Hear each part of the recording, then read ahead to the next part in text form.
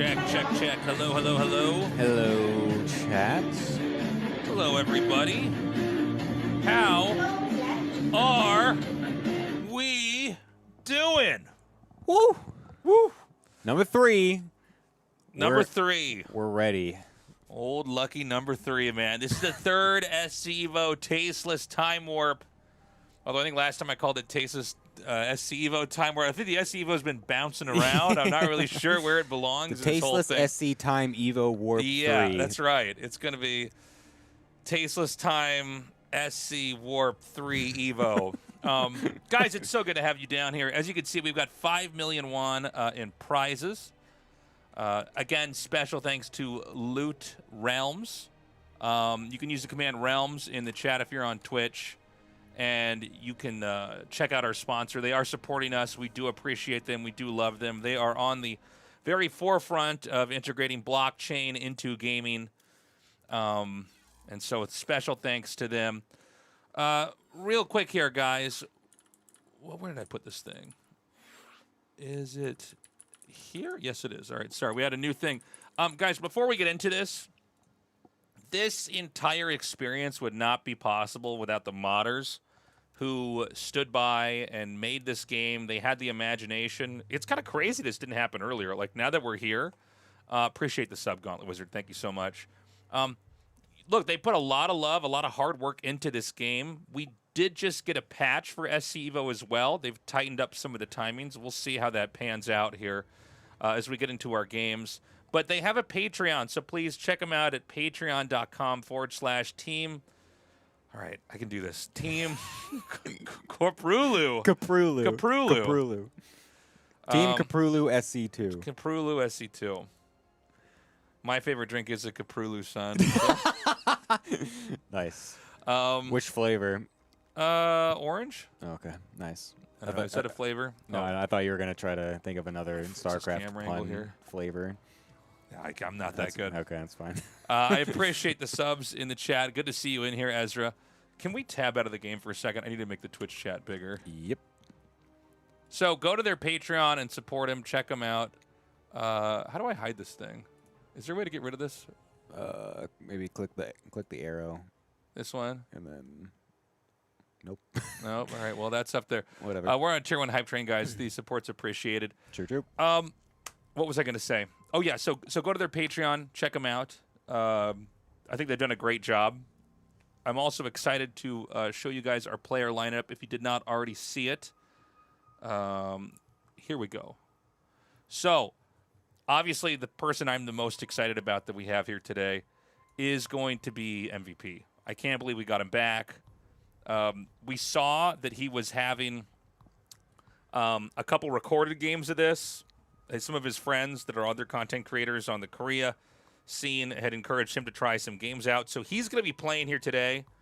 He did want me to let everybody know he doesn't think he's in the same amazing shape. And I was like, yeah. okay. I'm like, yeah, whatever, man. Just get in the tournament. just play some games. Yeah. We want to see it. Yeah. Look, all right. Here's the channel you got to show up in. So we've got MVP. The overall lineup is going to be Team A is Dark, Gumiho, Hyun, and MC. So cool to have MC back. Mm-hmm. And they're going to be duking it out with classic MVP TY and Saxer. Saxer. Is that TY in the picture? That is him. That is TY. That's his GSL photo from this last season. That's true. For a second, I'm like, they put a picture of Barracks in there. I'm like, this is so embarrassing. Yeah, that's him. So, guys, we're excited to be back here again. Special thanks to the sponsors for supporting us.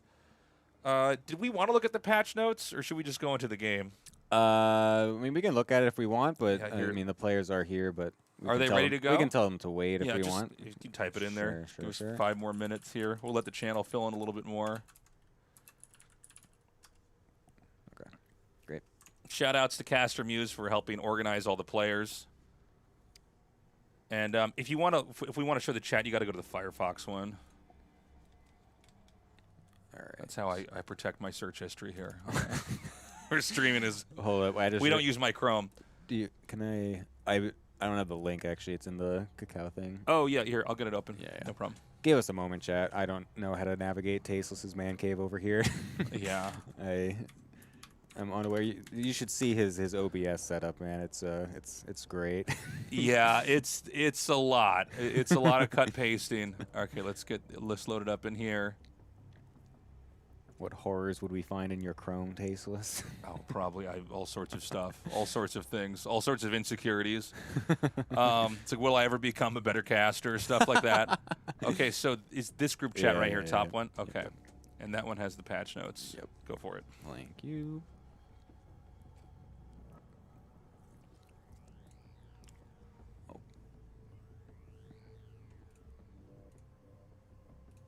Perfect. And then I'll get the graphic up here for this. And then can you just X that out? Perfect. So taking a quick look at the patch notes. Nice. Yeah, so they did a whole huge patch that literally just dropped today. Yeah. It was literally like 2 hours ago, right before I even came over here to do everything. So I'm glad you pointed this out because I would not have even looked for it. They put it in their Discord, and we got a ping for it, so I just sent it over, and it's got a whole bunch of stuff. I mean, there's a lot of different movement speed corrections for a whole bunch of the Brood War units, so like Hydras, Lurkers, Dragoons, Battle Cruisers, everything. And it does seem like, just looking at these right now, mostly increases?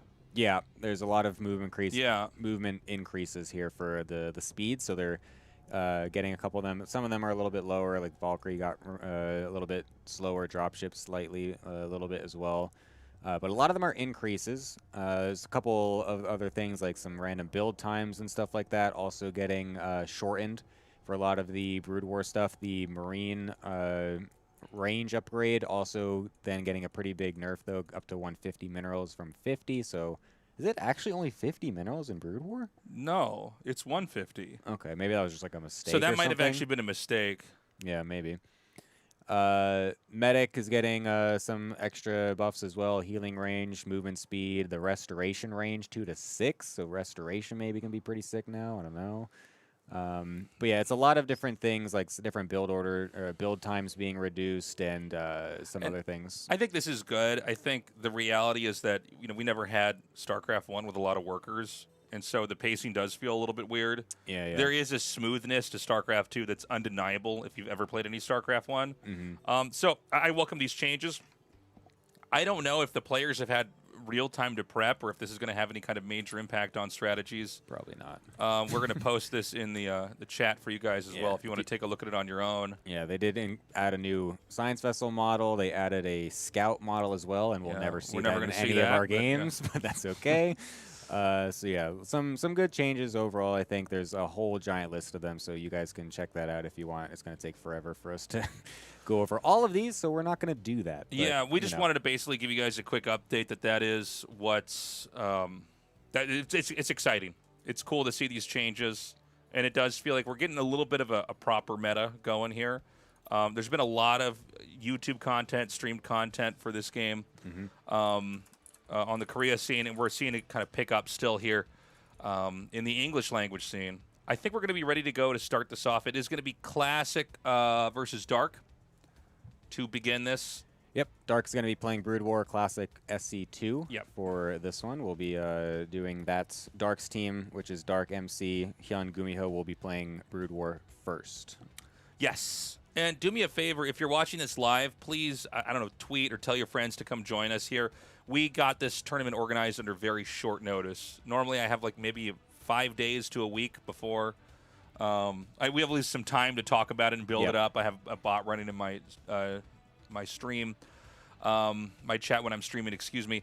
But we had to do this one really quickly. So tell your friends to join us here, and whenever you're ready, Gemini, we can go start this game. Yeah, we're just waiting for Dark. As a quick reminder, guys, because just so you remember the format, it is team versus team. I've considered having some format changes, but I feel like for now, when the game's still new, it's better to just group players together and have them kind of try to figure it out as a team. We don't know if this is balanced. I imagine some of it is not balanced, and I guess we'll see where that goes from there. But it's Team A versus Team B. If it does get tied up 1-1, meaning both sides win a best of 5, then we will go to the ace match. So I know this is not a format you're used to. I think it's a fun format for a game that has the kind of weird parameters that this has, right? This kind of mod. And remember that it's always StarCraft 1 race versus StarCraft 2 race. Yes, we don't have Brood War versus Brood War, SC2 versus SC2. Some people were saying they wanted to kind of see some of that too, and maybe we'll think about doing some stuff like that in the future as well. But like we said, we're just going to keep it with this format for now, and then we'll see if maybe we can get some, slight changes here and there for some of the next ones. Yeah, I mean, I figure we just got to get something like this now that's as fair for the players as possible, and kind of see where it goes. So we've got Dark here in the bottom left. In the red, Classic in the opposite corner over here in the top right. We do have some new maps in the work here as well. This one's Polypoid, so we got a couple new ones. Polypoid and Retro are the two maps that we have here added in, so they'll be replacing some of the StarCraft 2 maps that we were doing. So now we've got Even Split. We also still have Fighting Spear in there as well, so we've got a couple of new Brood War maps to throw in here, so it'll be kind of cool to see if this ends up having a huge impact on any of the matchups here. So, we've brought this up in previous matches for Tasteless Time Warp, but I do want to point this out. I think especially if you did not follow StarCraft 1, maybe you were just too young, some people can be misled to think that StarCraft 2 pros won't be StarCraft 1 ready, right? Some of these guys are superstars in StarCraft 2, but you have to understand that every single pro had a dense background in StarCraft 1. Yeah. It is not so true for the other way around. Although I will say we've seen many with some pretty impressive games in previous Tasteless Time Warps. That is true. So, yeah, I mean, I think right out of the gates we've had some very high-level games coming in here. Even though it's, I think having StarCraft 1 and StarCraft 2 is obviously the more unnatural feel. Yeah, for sure. I think it'll be, I think these maps could definitely have a nice little impact on how this goes as well. And I think, like you said, like both of these players, or pretty much every player, is someone that just kind of knows how each of the games work. So they're not going to feel like super out of touch, I guess, with how certain strategies go and whatnot. So we'll see how that works. But for now, we got a couple Lings trying to pressure the front gateway here for Classic. Dark bringing a little bit of pressure, and Classic's doing a pretty good job of microing this Zealot in and out of the gap to make sure that he can not really allow any Zerglings to get through here while still getting a couple pot shots. So this technique's actually really common in StarCraft 1 versus StarCraft 1 Protoss. Zergs do this. The gateway's going to go down. Now, usually what this means is, like, at least from the StarCraft 1 perspective, if you didn't have the core up in time, you'd be dead. But this is obviously a different setup because he's got a battery coming in. He does have the core up. That's part of the wall in. So I don't know if this is going to mess him up too much. Yeah. I think he's just complaining about that. He thinks it's a bit broken. He's just like, yeah, this is a game, isn't it? This is quite a game right here. Proxied Stargate. We assume that would be for Oracles. Although maybe you could do Void Rays actually versus StarCraft 1s or yeah. Well, he's going to have a Hydrogen finishing up here, but yeah, that could be Hydras, do they have the light tag in Brood War? I'm not sure. They're light. They are. Yeah. So then Oracles would still be doing bonus damage for them. So that might still be decent to go for some Oracles. But I think the position of this is screaming more Oracle. But yeah, I know. I'm kind of curious what a Void Ray could do against the Brood War Zerg without Queens and stuff like that. Losing the gateway early, though, is definitely kind of annoying because that means you're not going to get a couple of these Adepts out early. You're not going to be able to maybe send a scout out across the map or anything. And I mean, oh my God, he didn't. He has the probe sitting there. Okay, that was almost the most scary thing ever. But luckily, that does not end up doing anything here. So it will be the Oracle coming out. We'll see if Dark is going to be able to prepare versus this. I feel like he looks like he's quite ready for anything here, really. Yeah, he's got Hydras ready. So he's pretty aware that he's likely to get hit. I mean, this is such a common idea in StarCraft 2 PvZ. Just have it in Oracle, come in there and kill whatever you can find. You can fight this one-on-one, right? So you can actually take out apparently 2 Hydras. Wow. I guess Classic knows this math exactly. Nice. Or he doesn't, and he just got balls of steel. He's like, no, I think I can do this. Let me just try it. He doesn't know, but his mouse, like his hand slipped off his mouse. So he's already gotten 5 drones. think an Adept found its way over to the third base or something as well, is what got a couple of those extra ones. Yes, that is correct. So a couple of nice little drone kills. I mean, putting Dark down to only 21 workers right now. He's making a couple more. But looks like 2 more were killed, actually. I think. Oh, sorry. There we go. No, you're fine. The Oracle snipes a couple more. It's kind of funny because StarCraft 1 Zerg, they're really able to kind of control the game once they just get enough drones. They can move around the map very freely. It does feel like StarCraft 2 Zerg, StarCraft 1 Zerg versus StarCraft 2 Protoss is a little bit harder to deal with. Like, they can both harass you, and then they're able to move out with a pretty threatening army. And, you know, StarCraft 1 Zerg obviously develops differently. You don't have the queens. You don't have the larva injects. Larva does come out of the StarCraft 1 hatchery pretty fast. But it does seem like right now the Protoss is in a comfortable position. Every time I think of this matchup, I'm always thinking back to watching MC beat Jadon. Yeah. You know, that one is always living rent-free in my brain. Yeah. Ooh, kind of sick Oracle micro there, getting another little tag on the Hydra before having to run away. But Dark's going all in. Looks like he's just going to send it. He's going to make a ton of Hydras here, just ignoring any of the worker damage that he's taken. He's going to try to full send it over to kill this third base and potentially even win the game. But we do have glaives coming here for Classic behind this. And so if these glaives get activated on these Adepts, I feel like these Hydras might start to get shredded here. But we'll see what this matchup really looks like here. Is he getting full surround here by the Hydras on these shades, as the Adepts, as they're going to have to shade across and get out of there. Yeah, I think the Protoss might have tried to expand a little bit too soon. Oracles, obviously, they need to get energy in order to fight. So if the Protoss is going to win here, it's going to have to do the Adepts. It does look like he's got enough. He's going to shade right on top here. The Hydras can't do anything once the Adept shade actually connects right on top of them. You don't have that in Brood War for sure. Yeah, well, you know, it's funny. I've never quite seen this interaction, but yeah, I guess if you can get on top of Hydras, they're not so tough, right? Yeah, I mean, the big part of them is that they are super fast. And they can usually maybe kite away from the Zealots and stuff like that, but Adepts can just jump right on top of you, literally right in the middle of the army, as we see again right here. Classic getting on top of these Hydras in the middle of the map, trying to get as many kills as he can so he can just snowball this across to the other side of the map. He's even got that pylon reinforcing right over here as well, still up from the proxy Stargate, and the Oracle also still coming in. We'll be able to do some extra DPS here as well. And now Dark is on the back foot at his third base here on only 30 drones. He has to be able to hold this, and he's not going to be able to. Classic taking the first game. Wow, okay. Interesting. All these StarCraft 1 Zergs, they're really into the 3-hatch Hydra. It's a really common build in Brood War.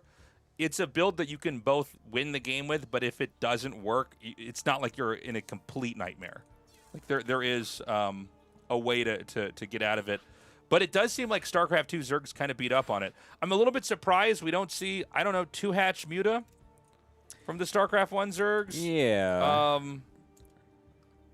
I think the thing that's interesting here is that Oracles just seem, no matter what, ridiculously good in versus Brood War Zerg. Because you don't have queens, you don't have easy access to spores. So, and we just saw how the Hydras honestly don't even really pair that well against the Oracles themselves. One Oracle was killing 2 Hydras by itself. Right. So if you have 2 together, then that's, you need to really make sure you have a lot of Hydras in every single mineral line. So it's really difficult to actually get a reasonable defense setup against just any proxy Oracle play. So I feel like we got to start, as a Zerg, maybe starting to scout around as much as possible with the early lings to make sure there's no proxy Stargate. But even then, it could just be in the main base, and then you still have to deal with that. Well, a lot of these maps, you can hide stuff almost anywhere. It's also true. So it's pretty punishing. And we're going to go into game number 2 here in a second. We're waiting for our players to join in. It's going to be MC versus MVP. Okay, so we've got MVP here. The highlight. Very exciting. Yes. Yeah. When was the last time we saw MVP playing? That was at the Gamers 8, right? I was going to say Gamers 8. Yeah. And then before that, what was it like? I think years. I think he streamed like for a little bit back in like 2016 or something. So he basically made all his money in the first couple years, had really bad wrist problems, and basically just kept playing through them. And I think this is what somebody told me, and I think this is true, owns a coffee shop up in the mountains somewhere. Yeah. With his girlfriend. And pretty runs that. Respectable. Yeah. Nice little... kind of a retired pro gamer, kind of cool, chill life.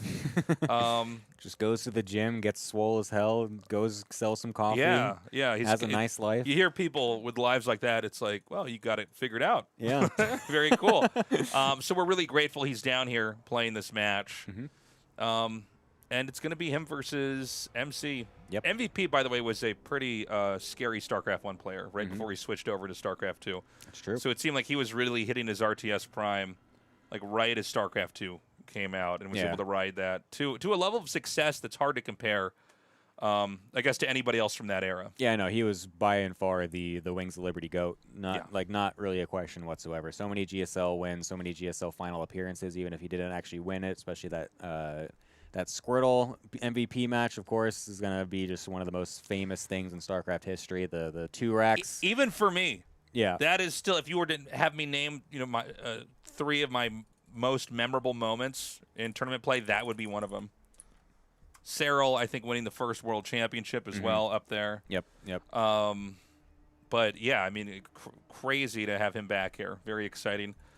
This is going to put Team B up 1-0. Yeah, they were able to take that pretty easily. Classic, just showing, again, the StarCraft 2 Protoss is pretty good. Yes. A lot of nice little gimmicks we got over here on the StarCraft 2 Protoss side, eh? Well, there's always something hard about trying to deal with Protoss stuff, right? There's like kind of a sneakiness, a cheesiness here. And it's definitely becoming true here as we see these SC EVO games unpack. Okay, so it is MC here in the bottom right, StarCraft 1 Protoss, and MVP in the top left with a StarCraft 2 Terran. Yeah, at least MVP is kind of on the... well, actually, I don't know. Is this the thing that he's more used to? Would it be StarCraft 2 that or has he been playing a little bit of Brood War recently? I don't know if he's been playing any more StarCraft 1. I'm not totally sure on that. I will say for everybody that's watching, when Remastered came out, it did just kind of cause this StarCraft 1 boom again. That's basically stayed a permanent thing in Korea. In fact, if you look at the stream numbers for Afrika TV, the #1 game is StarCraft 1. Yeah. That's insane. It's bigger than League of Legends or PUBG. What is it, 26-year-old game or something at this point? Yeah, almost 26, I think. So I know a lot of the players. Everybody's, I guess, somewhat active in StarCraft 1 here. But, MVP being a god here in StarCraft 2, I don't know what role that's going to play because we are in a completely different version of the game than what he played, right? I mean, he was basically out before Heart of the Swarm. Yeah.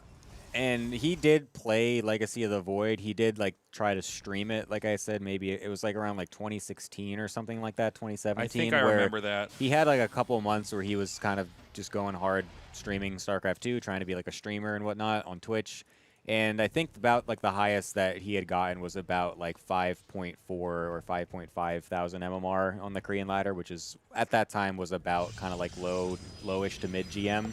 So that was his Legacy of the Void try, essentially. So that's the most, as far as I'm concerned, that is the most recent attempt he's had at playing StarCraft 2 in any capacity, pretty much. Right. So in this game, we're going to have very early Nexus with, I think, a second gateway starting here. Yep. So it's going to be 2 Gate-Goon. That's interesting. Not as common to do this. I feel like normally a little bit of a quicker robo is the go-to plan. But for MVP, he's going to go for a kind of mainline opening we see all the time with Terrans in all the matchups, basically. Going for the 1-1-1 while expanding. I'm really curious just what MVP tries to do here, because towards the tail end of his career, he was definitely known as someone that was trying to do a lot of mech play. Yeah. There's the whole thing about, his wrist and back issues are, such a problem. Let's slow it down and go for something a little bit more simple in terms of the mechanics and the micro and whatnot. So let's throw out some mech. And it was not that successful, but it was still kind of cool to see it.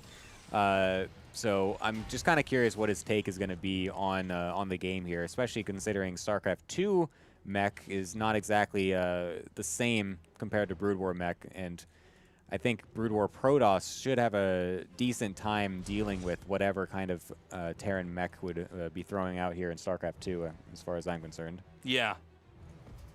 The Dragoon will outrange the bunker. I think even a StarCraft 2 bunker, if it has its range upgrade finished. He takes out one Marine. Nicely done. Oh, no, the Reaper. You can't attack. You can't take that fight at MVP. Please, no, run away. So he'll be able to pick away at this bunker. Yep, the range is going to be finishing up here in just a little bit, so he'll be able to abuse that pretty heavily. He's going for the shuttle as well behind this. Is that going to be like a bulldog kind of thing? Is he going to try to just like break through and just like drop some zealots down? It seems like Dragoon Reaver is so good in SC EVO. Originally in early StarCraft 1, it was also perceived as like the only way to play in some, according to some people. But you know, I think that because you have more workers in this version of the game, it seems like you can kind of expand and get Reaver tech very quickly. And obviously, oh no, he just dropped one Dragoon. Oop, not paying attention there, but unfortunate, so he will lose that. It's good for MVP here. So I was just saying, it seems like the Shuttle Reaver is even better in StarCraft 2. He's getting that Reaver tech, but the shuttle's already going across the map. I wonder if this is a mistake. Either that or he's going to try to elevator Dragoons in the main and do the Bulldog thing you were saying. Yeah, I'm curious. That's what I was so curious about, because he was going for the Observatory instead of the Robo Bay. I wonder if either that is a mistake or, I don't know. Yeah, he just wanted to do this from the beginning as well, but he is just going to drop 2 Dragoons, and he doesn't have any Zealots. Usually you do with Zealots if you're trying to bust the front, I'm pretty sure. Yeah, Zealots are more common, but I mean, I think Dragoons can basically get the job done. Yeah. One issue is that you're just going to have more Marines with this. With StarCraft 1, wait, what am I seeing here? He kind of like body blocks the tank, so he does manage to punish that. He can kite with these Dragoons. Yeah, this is actually kind of funny. You're seeing like almost StarCraft 2 Immortal Prism-esque micro here with the shuttle and Dragoons, not something you're really used to seeing in a Brood War match. I mean, MVP here going for a very fast 3cc, so he's getting a bit caught off guard by this. Doesn't really have the units here to actually just straight up push this away. He's going to have to slow push this in his own base with a single Liberator, and it's surprisingly actually gotten a kill and even a shot off on another Dragoon, so he's going to stay safe. It is a little bit awkward, but not really the worst defense, honestly. Like, he's got this 3rd CC set up now, and that's going to do pretty good for his economy here. I can forget really easily that, yeah, StarCraft 1 units don't have a chance to miss shooting up on the high ground. That's one of the big defining differences in StarCraft 1 to StarCraft 2. Oh, there's a Liberator. I was like, what the heck's going on here? He's just got half his pro line idle. He can't reach this. Yeah. Oh, my God. And that hits both of these. Oh, that's crazy. He walled himself. Yeah. He has to wait for the shuttle. Oh, my God. He accidentally walled himself out from this Liberator. That's so funny. Oh, that's hilarious. Yeah, so I guess you can use Dragoons to try to fire up onto the high ground as long as you have vision. MC's already lost, I think the count is 3 or maybe even 4 Dragoons. Yeah, 4 Dragoons have been picked off in this game, so you got to be careful. Dragoons make very slowly, so it's really punishing if you drop just a couple of them. I like the 2 random hell. Oh, he's going mech. He is going to do it. He's going to go mech. Okay, he's going to try SC2 mech versus Brood War Protoss. I feel like SC2 mech is not as good as StarCraft 1. Yeah, I don't know. I'm not really sure if I like that idea, to be fair. It's going to be a bit awkward. I mean, Hellions in general are, I think, not going to be that great. Maybe Hellbats could be okay versus Zealots, because you can't really get the Zealots charged on top of everything quite as quickly, but just the Dragoons alone are also going to be extremely potent here, as they can just dive right in. We don't have the huge numbers yet for the Terran, and a nice Reaver shot even getting on top of some of the units on the right side. This is looking really bad for MVP all of a sudden. He's only got really a tank on the high ground here to be able to defend against this, but with the StarCraft 2 engine, you're not getting the Prism actually getting killed. That random Viking. I didn't even see the Viking at first. That was pretty sick. It just torpedoed that shuttle and Reaver. And now I think this base could be salvaged. I think he's going to have to leapfrog tanks up here. Maybe he wants to target the command center, actually. I think he really could. There's not many SCVs here. Could be able to actually get it burning here. Could be a bit awkward. Scan goes off to be able to kill that Observer, but the Viking dies before it can kill the Observer off. Oh my God, everything going wrong here for MVP right now. as he just struggles to be able to actually take this third base. So he's got enough tanks that I think he can drive this out. MC, by the way, not expanding too quickly on his side of the map. It's been a lot more skirmishes in this game. He takes out another tank. What an incredible thing seeing not buggy Dragoons. Yeah, really. The amount of micro potential is actually huge now. You're really able to just go in and out, not really worry about your Dragoons getting stuck on each other, or just getting stuck in like. Why is it that Dragoons will just stop in the middle of the map? I'm not sure why. Yeah, like no. I just left click them home. They don't get stuck on anything at all. You have to grab it and then spam S to unbug it. It's just so strange. They'll just stop in the middle of the frickin' the map for no reason at all. Reaver trying to get some juicy SCV hits. Sadly doesn't get it, but we'll see if he can get it over on the third base. This is looking pretty bad for MVP in general, I think. He is kind of stable. He is sort of stabilizing because he's getting a decent tank line over here, but I think MC is going to be pretty happy with this damage overall. I mean, you're not really able to actually stop these Dragoons from just picking away at the CC. He might even just lose it if he's not careful. Okay, thank God. Yeah, I think that there's a little bit of overextending here. I know this game kind of looks like MVP is just getting beaten up on, but I think he could probably still win this, to be honest. Growth has not been that fast over here for MC. He is taking his fourth base at 6 o'clock right now. But, you know, he's reclaimed his expansion here, and I think he's, getting a fourth command center, so he's going to just keep growing. Yeah, he's definitely trying to hang in there. He's got the bigger tank count now, so he's made it so it's a little bit more difficult for MC to just dive on top of him here, and he's finally just kind of pushed away the Dragoons on the right, so that way he can actually comfortably mine at this third base here. So that was kind of the big problem, is that he wasn't actually really mining much from that third up until now.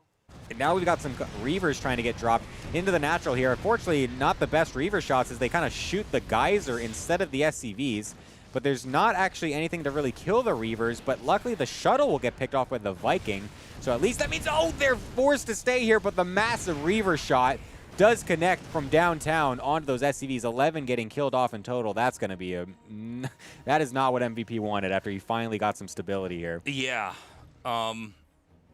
The supply is beginning to spike now for MC here. He's got a lot of gateways. He is going into a hyper-modern style for StarCraft 1. PvT, we see this a lot in ASL. It's basically speed shuttles. You have Reavers, but then you also get Templars with Psystorm. And a lot of times what you do is you kind of run in, you drop a couple Templars, storm everything, and then you run back out. And you keep getting Templars. You burn through a lot of Templars, but over time, the Terran can never really reach your base. They just sort of get whittled down. So we got another fight coming in here as MVP tries to move down to take this fourth base. I feel like MVP is trying to expand too soon. I think he thinks that he's like super far behind in because of all that damage that he took onto the third base and whatnot, but I think it would honestly just be better if he just sat and just made sure he had a gigantic army and just really slowly took these extra bases, because right now he's getting stretched a little thin. He did take a couple of favorable engages after towards the tail end of that fight, but the problem is that this isn't even the majority of MC's army. The bigger part is way back home just sitting waiting to go for a big push. This is just some poking damage that's still getting some decent damage done, killing off these Hellbats, killing off SCVs, shredding the tank count here and there. Doesn't want to lose too many of these, though. That could be end up being a little bit problematic, but I mean, MC's economy behind this is nuts. He's got 4 base economy, 80 probes, basically. MC is definitely sitting pretty. Oh, God, it takes out another tank. That's crazy. Look, MC is doing what he needs to do. Just continuing to kill off SCVs to buy time. Growth is not really happening here for MVP. He's been at this supply for a while now. And, you know, there's going to be a point where Protoss is going to have a huge army. It looks like we might even be at that moment right now where he just wants to try to go for a bust. Now, a lot of Protosses lose games when they try to bust. Yeah. Or maybe I'm just talking about my own games. But it can be hard to get a right read, because the Terran has so much of the map. It doesn't matter which StarCraft you're in. They just have so many spots covered that you might not realize there are way more tanks further back or something like that. He did go to Arbiter Tech, too. I think it's the first Arbiter we've seen in any of our show matches as well. I think so, yeah. Oh my god, the Storm Drop on all the SCVs, the third, every single one getting killed off. A huge moment there for MC to really continue his huge dominance in this game. Yeah. Loses one of the shuttles, but that's not going to matter. That was massive damage. I mean, just abusing him here. That is another really modern technique from StarCraft 1 that we see used a lot, is you basically have one shuttle that has zealots in it. You just throw it in there and you unload them so that the zealots soak up the tank shots and the shuttle soaks up the turret shots. And then you have another shuttle behind that with Templars, and you just kamikaze it in there, storm any workers you can, or like let's say you see a clump of units, do that instead. Now, medevac drops, this is a concept you can't really have in a PvT in StarCraft 1. So it's also not something that you do in any game when you are going mech. Like, this is actually insane that MVP's trying for this. And it's so unfortunate because it was right on top of an observer as well. I was like, how is he just able to get over here? Yeah, there was another huge storm drop going off into the natural that killed a lot more SCVs. Sorry, I didn't see that, but you get the idea. you saw it before at the third base. But unfortunately for MVP, this entire move that he's trying to go with is just getting completely scouted. And he has no idea that these observers are actually sitting here and have literally been seeing the entirety of the game. They have not been moved whatsoever, and they've just been sitting here seeing everything. MVP's going to finally move out. He's got upgrades. Oh, my God. A big recall here in the main. That is going to be a hard one to deal with here. Perfect timing again as well. MC sees the army moving out in the middle with the observer, so that's going to allow him to put the Arbiter right into the main base, get a huge recall, and it's forcing MVP back to respond. Yeah, he's going to try to come back now. He has to lift the main command center. So much infrastructure is being destroyed here. It looks like that's all he has, by the way, is what, 4 or 5 factories back there? A drop over here, but there's just... Okay, that's going to be a GG. Oh, the storm! Oh, my God. Ooh, I think MC even stayed in the game for a second to get the second storm like, not off. yet. I want to kill all his buildings. That's so funny. You want to go to this one. Okay. Man. Well, yeah, that's how that works. Yes. Storm drops, Reaver drops. It's not easy to deal with. So that puts Team B. No, they're tied up 1-1 then. Yeah. 1-1? 1-1, thank God. Nice. That was wild. I'm so good at making these matchups, man. I'm just getting these perfect teams. Last 2 times we get ace matches. This time we're already starting off good. God, I'm just like a god of just balancing teams. Oh, my God. By the way, guys, if you would, go check out my merch site. It's tastelessthreads.com. This shirt I'm wearing here, little Tastos' shirt over here. You can't buy that shirt there. No, you can't. This is not. I should have made you wear my merch when I brought you over. Yeah. I forgot to do that. Sorry. But check it out. We got mugs. We've got hoodies. We've got posters. All sorts of fun stuff. And I'm going to real quick here do another plug-a-roo. Oh. Plug-a-rooski. Yep, a little plug-a-rino for their Patreon. If you guys want to support the mod for this, you can go to patreon.com/Team You can do it. Kaprulu. Nice. SC2. These people work hard on the mod. We appreciate what they're doing. And, of course, guys, special thanks to realms.world for supporting this. They are able to supply us with a prize pool that is enticing enough, to get these gamers in here and play for us. So we really appreciate it. You can use the command realms in the chat to learn more about them. Now, we're going to go into our third game here. Again, this is just in the first best of 5. Tied up 1-1 right now. It's going to be Hyun versus Saxery. Hyun on StarCraft 1 Zerg. Saxery on StarCraft 2 Zerg. ZVZ has been a polarizing topic in SEVO. I think a lot of people feel like StarCraft 2 Zerg should just be better, right? You have banelings. Yeah. I don't know if it's always true. I believe StarCraft 1 mutas are actually better. Yeah. But it's been interesting. I'm glad. The first SEVO we didn't have any mirror matchups, unfortunately, but I sometimes find the mirror matchups to be the most interesting matchups of all. I mean, the PvP as the final ace match that we had last time was super sick. The Alcyone game where they were like going headed like down to the last unit in the main base was like super crazy. So yeah, I know the mirror matchups. I agree are definitely actually very fun to watch, even though a lot of people maybe don't think so. No, I think enough people probably like these. I think mirror matchups have always had the least enthusiasm. Yeah. Always in all RTS. Yeah, I mean, it's just the two of the same factions going against each other. I like them. I mean, as someone who plays I love RTS. I don't mind mirror matchups at all. Yeah. But yeah, it's been proven with like viewership metrics. Yeah, I was gonna say like every time I feel like I see every day a new tweet from Loco or Wardy highlighting how the PvP that they put up on their YouTube is doing the worst out of any video they've uploaded lately. So, yeah. You know, I think we are definitely the odd ones out when it comes to enjoying the. I know. It's like Artosis is the only guy that likes TVT in the whole world. Yeah. It's like, oh, they're making a No Man's Land with siege tanks, Tasteless. Oh, the game's gonna last at least 40 minutes. We're never gonna go home, Tasteless. We have to take a taxi home from ASL tonight. Oh, look, he's got 10 battle cruisers now instead of 6. Oh, he's not gonna be able to use them yet, but in 10 minutes he will. All right, this is Hyun here in the top, and in the bottom, both players on the left side of the map is Saxer. Oh wow, I didn't realize we had retro in this map lineup. Yep, my eyes must have glossed over that. Yeah, they put Retro and Polypoid as the two new maps, the ones that we have here ported over. They're pretty good ports. I think they look very, very nice. They're very well made. So yeah, is this how does this match, or sorry, how does this map kind of work out in Brood War right now? This map is really punishing. This is a map that I think especially, it came from StarCraft 1, and it is, the middle is deceptively small. You can basically move through yeah, you can see it. There's just not a lot of room to work with. I guess gold minerals there in the center. Oh, wow, that's interesting. Is that like that in the, is there minerals in the There's Brewer minerals map? just like that in the StarCraft 1 version. But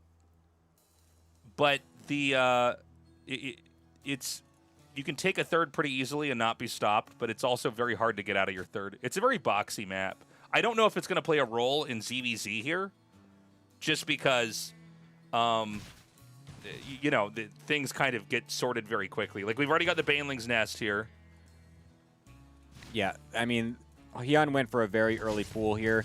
He even got the scout off. He sent a drone out to make sure he's sending his lings on the right way, since this is a 4-player map. And Saxer wasn't really aware of this, but he does meet up with the Ling, so that will at least force him back. But Hyun is the one that now sees that there's no expansion here, so he's got to be putting 2 and 2 together to realize that there's going to be some kind of big attack coming, whether it be Roaches or Banelings. And considering the fact that Banelings are just, in general, so lethal and so oppressive in the matchup, I think it's safe to say that Hyun is expecting it to be Banelings here. He's not really gotten any defenses up just yet, waiting for the creep to come here so that way he can start a couple creep colonies to get some not spines, what are they called? Sunken colonies. Sunken colonies, yeah. So, I mean, unless I'm not reading this correctly, this game is going to end either with a win, or I think Saxer is just going to be literally out of range. Oh my god, he's getting 2 hatches? Oh my god, that's fully walled. Yes, it is. Yeah, he's even checking. He's like, this is fully walled, right? Yeah. He's like, I'm not gaslighting myself into making sure this is right? Oh, he cancels to let all his own lings back in to then redo the wall, but that's going to mean it has so much less health. What? Oh, he my didn't god. Put it to the right. He put it to the right a little bit. Oh my god. Hyun, no. What have you done? Oh my god. Oh no. And now the drones are going to be pulled. Oh, what a blunder. Oh my god. He thought he was being so slick. He's like, oh, I'm going to let all my lings in so they don't just suicide themselves. Then he's going to run into a wall and I'm going to win the game. And then he misplaces the hatchery. Oh, that's brutal. Okay, so he's got 7 oh, I didn't even, of course, yeah, the pool's right back here. He can actually take that out too. And there's no way to fight back as Hyun here. I mean, you Banelings just beat Zerglings. There's nothing else to it. Yeah, he doesn't even have speed or anything to outrun. Saxer also's got speed here. He's got 2 hatches at the nat, so at least he can make a lot of drones to recover his economy because it's technically going to be one base versus one. He can use those drones to mine and make another spawning pool. Yeah, exactly.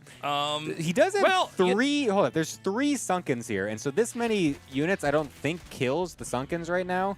And he is walled off. Well, hold on a second. Is he going to make... He's making more lings, so he wants to actually go for a kill. Yeah. I don't blame him. And... Oh, wait. Can you make creep colonies without a whatever you call it, a spawning pool? I didn't actually know that. Oh, you can't make a sunken without the spawning pools. That's you what can it make is. a creep, yeah. Okay, You're allowed to make creeps, but you need a spawning pool to make a sunken colony. And you need an EVO chamber to make a spore. Unfortunately, this is, again, not walled off. He needs another building here. He's gonna plug it up. Oh, and that just and now this drone's walled out. It's like, okay. Yep. Here he comes. Going to try to use the banelings to get on top of the Sunkens. They don't really get the job done. There are a lot of banelings used on that creep colony as well. Finally, though, some of the lings getting on top of these last 2, and that's got to be that. Another baneling coming in for a huge alley-oop kill onto the drones. Only a few left. Okay, you know, let's see here. Remember, sunken colonies are really, really beefy. It's true. It's hard to kill them off. It's easy to make. It's 7 drones to 13. He's going to go again. If he plugs us up with one more creep colony, like he should actually send that drone back down and make a creep. I think he can plug it up. Yeah, he's actually just sending these lings out just to confirm that Saxer is indeed still going for this. The 3rd wave of Ling Bane here. Will this actually be able to get through? The single Ling on the block here isn't going to do too much as you're even able to squeeze past because it's not the tightest wall. The Banelings do kind of get stuck for quite a while, and they have to use all of them onto the one Sunken. Can he get the pool? I think he can. It's out of range of this Sunken colony. He's only got a few lings here, so he actually can just slowly pick this away. That's absolutely devastating here for Hyun. He needs this to stay alive if he actually wants to stay in this game, and it's not going to. Now left with only 2 Sunken colonies and a couple of lings in production as his final units here, because he can't even afford to make another spawning pool. So Hyun's barely hanging on. He doesn't quite have as many drones. There's no expansion here for Saxer. We're kind of in the same spot. The pool's being remade. That's not going to do it. Okay, the Banes are going to come in here. I think he's trying to split the damage onto the 2 Sunks. This, cool. I believe, is game because there's no way to get any more fighting units. GG. Saxer takes the 3rd game in this best of 5. And that's that. Well, we finally got to see why the Banelings are so scared in the ZVZ matchup. Last time we didn't really see it very much. It was the matchup, the ZVZ went a little bit differently than we thought, but this time, yeah, Banelings are good, especially if you don't plug up your wall correctly. Well, what an ending. That was unlucky. You know, we saw the hatchery block. I've never seen that many hatches made in a ZVZ like that early. Yeah. But then when I saw it, I thought, okay, this actually makes like perfect sense. Mm-hmm. But yeah, he got a little bit too greedy. He tried to get his lings back inside. Canceling a hatch is huge. It's a lot of money. Yeah. And it's just, he had it building for so long that it actually had so much health already accumulated. And when you remake it, that's a bunch, like you're losing all that health as well. So then the splash damage is going to be so much more effective. It doesn't have, you don't need as many Banelings to actually crash through. If he just let that thing finish and just said, okay, whatever, my lings are going to get killed, but whatever, they're not going to get inside at least. Yeah. He would have just won. I think he actually just straight up had it because that was not enough Banelings to bust through 2 hatcheries. I mean, I kind of wanted to see a game where the hatch is finished and just, you know, how well does that hold? Yeah. I think it's actually better to have your own Zerglings on the outside of the map anyways there. Mm-hmm. You can at least maybe hide one and get a rescout to confirm if they're actually continuing or not. Run into their main and kill workers or something like that. Mm-hmm. And so we're going to go to our next match. What is the score overall here? Team, what? Hyun was on Team A. Yeah, so that's going to be 2-1 for Team B right now. All right, yeah. So Team A is down a game. And we're going to go to the next matchup. Gumiho versus TY, another mirror matchup. Yep, TBT here. Putting up the brackets for you guys. Where is this thing? Oops. Actually, I wanted to do this one. There we go. Nice. So we'll either be going to the ace match for the first best of 5, or it will be a victory here for Team B. Yeah, we've literally never had it where we haven't gotten an ace match. We've gotten every single ace match every single time that we've done any of these things. It's been shockingly close. It's honestly been a little bit too good to be true. In fact, these guys are all actors. These aren't even there's not even the pro gamers playing. Okay, these are no. This is actually like Hugh Jackman and what you guys at we've home. got Christopher Walken here. You guys all think that like wrestling's still real, okay? But this is actually completely staged. And we're gonna see if we can keep it completely staged here by hopefully getting a game 5 here. In all seriousness, TY versus Gumiho. This is gonna be a fun one. TY is probably still the best SC EVO player. Mm-hmm. Obviously, he's godlike in StarCraft 2. He just competed in the last ASL and beat Jaedong. Which is crazy. Yeah. He's just so good. He's a god gamer of StarCraft, man. Yeah.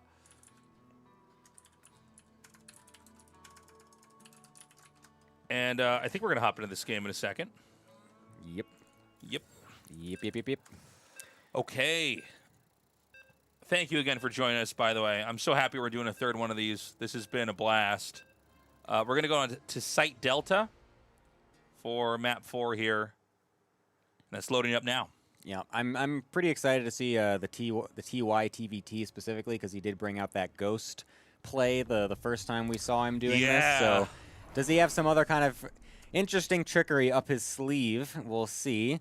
As he is spawning in the top left over here as the StarCraft 2 Terran, and Gumiho will be the one playing as the Brood War Terran on the bottom right side. Okay.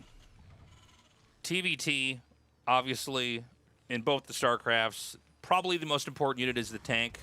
Oh, yeah. It should be noted, thank you for the gifted subs, Acer, appreciate you. It should be noted that StarCraft 1 tank is a little bit better than the StarCraft 2 tank. Although it does not start with siege mode. Although that's not really a factor, I think, in TVT. Although, actually, maybe not. Yeah. Maybe a StarCraft 2 Terran could push a StarCraft 1 Terran. Yeah, you could probably find some kind of timing, I feel like, to abuse a little bit. But I think the bigger difference that was really obnoxious at first was the slightly larger range of StarCraft 1 tanks. But they did actually, in the big patch notes, they did just change that. So it is actually less now. So the tank ranges are the same now. So that's a good thing here. So that way, I think that's you have to have that. Yeah, so that way it's just not the StarCraft 1 Terran just getting tanks and it's like, oh, well, I just can never out siege a Terran that has longer range than I do. Yeah, I mean it's definitely. Wait, oh, that's still higher? Oh, is it still? What? Chat's correcting us. So they put it down, but it's still half a range higher than StarCraft 2 tanks. StarCraft 2 tanks have 13 range. Brood War tanks just got nerfed to 13.5. I think they had 14 or 15 range before. Wow. That's still kind of crazy. Okay, well. It would seem to me like you just want them to have the same range, but I don't Yeah, that's interesting. I'm curious on the reason for why we still have a slightly higher range. So bio is basically not a thing for StarCraft 1 TVT. There's just no way to make it work because the mech units tank so well, and between spider mines blowing things up, vultures are fine against marines too, but specifically siege tanks with splash damage, it's just too devastating. But let's see if we have forced mech here from TY here or not. I mean, we know in StarCraft 2 it is completely acceptable to go for infantry with tanks. Yes, it's definitely something that Brood War Terran can't really go for, so I'm imagining we're just going to be having the straight-up mech here for Gumiho. It's kind of interesting because, like, the way that Brood War Terran works, you don't need the supply depot to finish before you can make your barracks, so it actually means that you kind of can speed up the overall production of your build, the barracks and factory, just finishing straight up earlier than TY because he has to wait for his supply depot to finish comparatively. So the way those build orders kind of line up is a little bit interesting. But TY, on the meantime, has been proxying a starport under all of our noses here. There is a single Marine actually going around to check for this. Wait. He's going underneath the actual spot. So will he actually end up going up onto that high ground is the question here. It's going to be a medevac for a Hellion drop. And that could definitely be pretty lethal. However, Gumiho going for a Wraith straight out with Cloak as well. So the Wraith actually, if it ends up catching, oh my god, the Marine actually did move as well. So the Wraith could be very huge here because its anti-air is definitely much better than its ground. So it could be actually pretty good. I don't know if it can kill a medevac in time before it actually drops. It's also pretty fast. Yeah. So he's going to boost that out.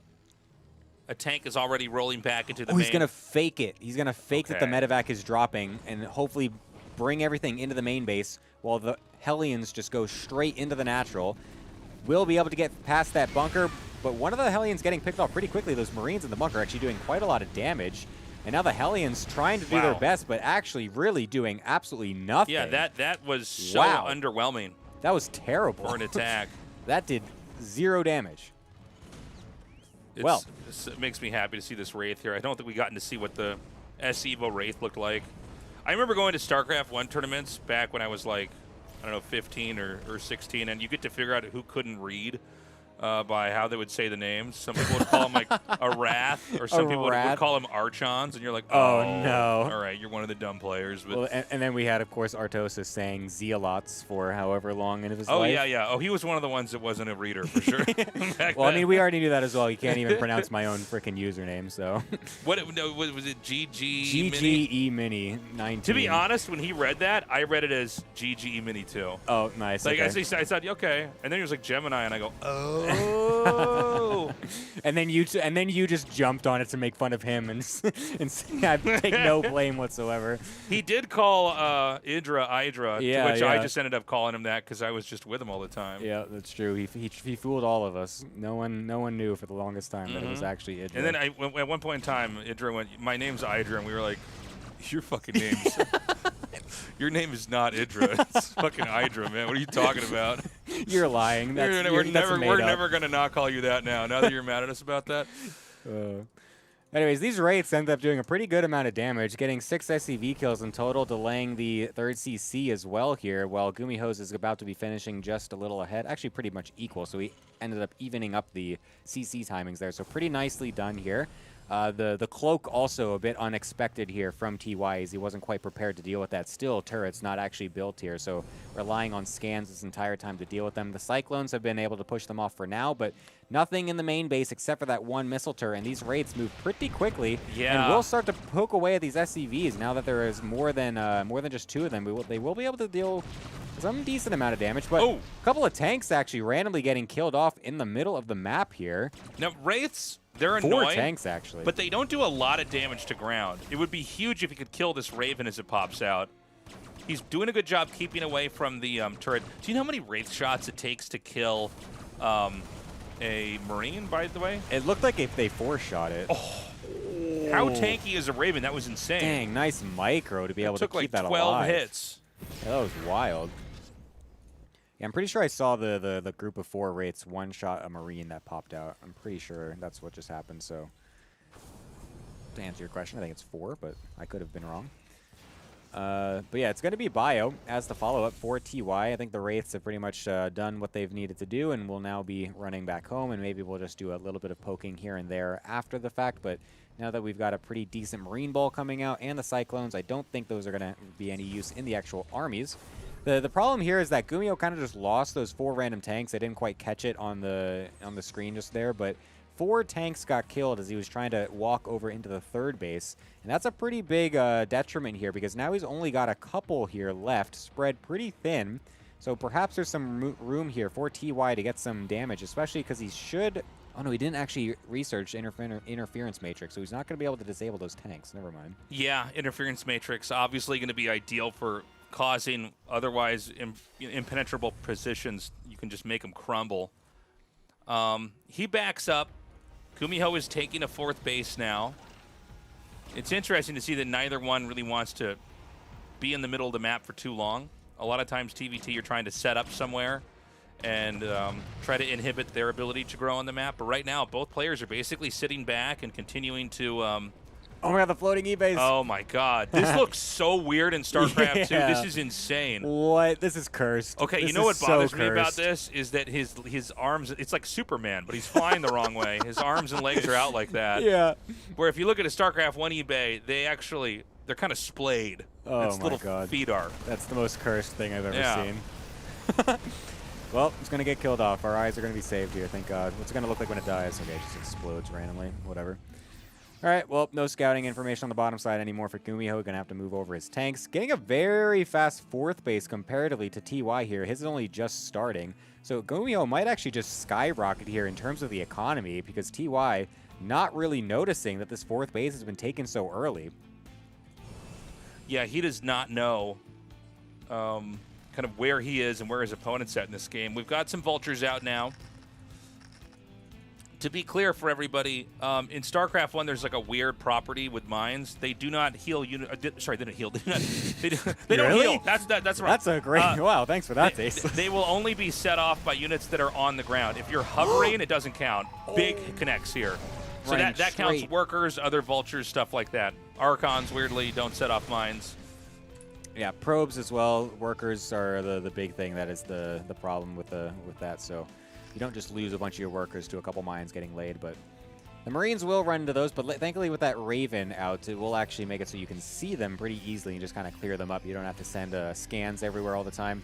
We do have the Science Vessels being produced with the...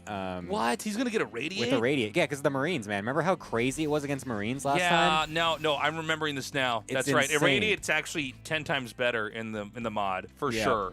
They did change some things with the Radiate in terms of like how much damage takes or something like that, and like the spread a little bit and whatnot. So I think I'm not sure if it's been overall nerf or what, but we also see the new Science Vessel mod, or whatever you call it, graphic model. I like this a lot. This looks really cool. And we also have the new Irradiate thing here as well. There we go. There we go. Getting off onto those. Does it? Wait, does it still damage connect? inside? Yeah, I wonder. I can't really tell if they're losing their health inside or not, but picks away and runs away from that. It's never even occurred to me to pick up a unit that's irradiated inside of a medevac. Yeah, that's so... It doesn't feel like wonder it if would get rid of cancels it. I guess it probably doesn't cancel any... It doesn't cancel. I don't know why I can't talk today. I guess it probably doesn't cancel out the ability, but I guess if you put it in there, it probably doesn't damage what else is inside, right? Yeah, I guess so. Maybe. I imagine that's the... Yeah, maybe you're right. Yeah, the spread, the actual AoE doesn't happen, but the individual unit might still take damage. Huge drop going off onto the right side here. This 4th base is a bit under threat here. He's even going into the natural. TY getting some decent damage over here, but he's losing his own 4th base to this massive mech army that he's actually loading up away from. And it's going to try to go for maybe a full-on base trade as everything is just rallying through the middle of the map. Is this the correct play? I mean, he can't really get a good engage onto this huge army, so I guess he's going to try to just pull the gun and just go for it as soon as possible. He's going to try to pull the gun? Did I say that? Is that the, did I say that? What is the phrase? Pull the trigger. Pull the trigger? Yeah. Pull the rug out from under him? He's going to pull the gun and throw it at his head. None of us can talk today. I don't know what's going on with us right now. Oh, well. The natural's devastated, and there's no way to get anything out by foot from the main base. At the same time, the main over here for Gumiho is being dropped. There are Marauders, there are Marines. He's going to pick up and unload again, and there's actually reinforcements coming. This is actually the main army that's been floating around these medevacs for the last, like, 45 seconds. He doesn't know where to go with these, which is kind of funny. This is not clear who's going to take this, by the way. Yeah, this is super Gumiho close. is mining, and he does have stuff coming out of his factories, but these are StarCraft 2 medevacs. They can really heal very quickly. It's a bit of a grind to try to siege, unsiege these tanks. Obviously, the damage is devastating. He's got the Marines. He's going to come down here and try to fight him. The Liberators are going to come in. I don't see any anti-air. Oh, the defense matrix going off onto that tank is actually going to keep it alive for a few more shots, but unfortunately, the Liberators have no answer here. We'll be able to eventually kill those off. And a lot of units still alive in the main base of TY. Gumiho's army supply only at 30 here. He has a few scattered tanks and science vessels around the map here. What are these? A couple of mines even. Those are going to be pretty much useless in the actual engages. There's nothing going to actually walk by those right now. So it's really on TY here, or sorry, Gumiho to find all these bases and continue to deny them from mining, because he does have production. He has command centers around with SCVs still alive. So eventually he might be able to get a few more units out to actually defend against this. Goliaths even getting made out. This is the first time we've actually seen Goliaths in these matches as well. Doing pretty decent against the bio. They're actually not dying that quick. I mean, the Marauders are having no problems against him, I think. Yeah, the Marines were getting kind of melted a little bit there. A couple of Irradiates getting thrown out by some of the science vessels. TY is mining at his third? Is there stuff there? Okay, yeah, there's actually about to be a bunch of SCVs. Barracks have been totally remade. I'm sorry, those are factories totally remade at 6 o'clock.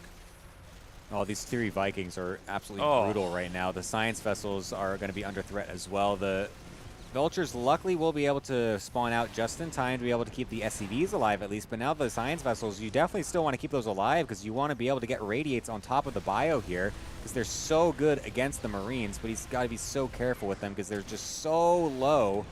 Oh, and they're just going to start to get picked off here. This is looking worse and worse for Gumiho. For a split second, I thought that the science vessel was going to cast a turret on the ground, like a StarCraft. I was like, like a raven? What has happened? Yeah, because I saw the little green highlight of it. Funny. Okay. The issue is going to be oh, that's going to be it. Never mind. The issue is that he lost. The issue is that he's dead. All right. TY wins. Alrighty. Was that what team is he on? He's on the. This is so hard to keep track of, dude. That was on Classic and Saxer. Saxer won against Yun, right?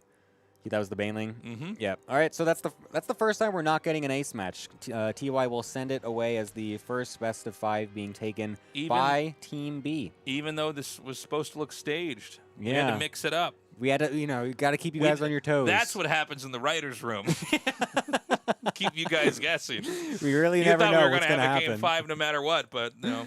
Yeah, we finally broke the streak of getting ace matches no matter what, so that will be the first 3-1 that we've seen in the Tasteless Time Warps, but nicely done by Team B here, Classic, Saxer, and TY, getting it done for their teams. Pretty nicely done overall. I think we're still playing... Oh, wait, no, never mind. Sorry, I'm stupid. No. That was all of them. I'm That's stupid. Never mind. What we're going to do, we're going to take a quick little break. Right now, Team B is up 1-0.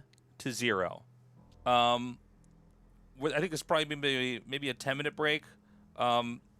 If we run ads now, it won't happen for another hour. Is that right? Yeah. Do you know the command to run ads on Twitch? I don't have ads on my thing. We can figure it out on the break. Yeah. Putting me on the spot there. Yeah. Hey, person that doesn't have YouTube partnership, do you know how to run ads? Can you name all the capitals of every state in America? Oh, no? All right. So 3 little plugs here, guys. First plug, see my shirt, Tastos' shirt. We got a whole bunch of other great stuff at tastelessthreads.com. Check it out. We've got a lot of fun merch on there. It's a great way to support the channel. Plug number 2, please use the command Realms if you're in the Twitch chat. They are our sponsor, realms.world. The lords over at realms.world have been big fans of the SC EVO mod, big fans of StarCraft in general, and they've been supporting us with this prize pool. And without a prize pool like this, we just wouldn't have the kind of pool that we have right now. I mean, we're getting people like MVP to show up and play for us. We pulled him out of retirement. That's right. He said, "Oh, my wrist hurts." I went, "Shut up, get on the keyboard." I got to make some coffee for my wife. Like, no. She can make it herself. You'll get your coffee beans back after the tournament. And then the final plug, and I'll put this up for, where's this thing? My Stream Deck. Hold on. It's on the second page? Yeah. Okay, that's the button for that. Check out the Patreon. This is not for us, but this is for the modders who make SC EVO, who've been doing a very good job. And, their mod has brought us a lot of great games in Korea and around the rest of the world. We're going to be back in a little bit, guys, and we'll see you soon. Yep. Sit tight.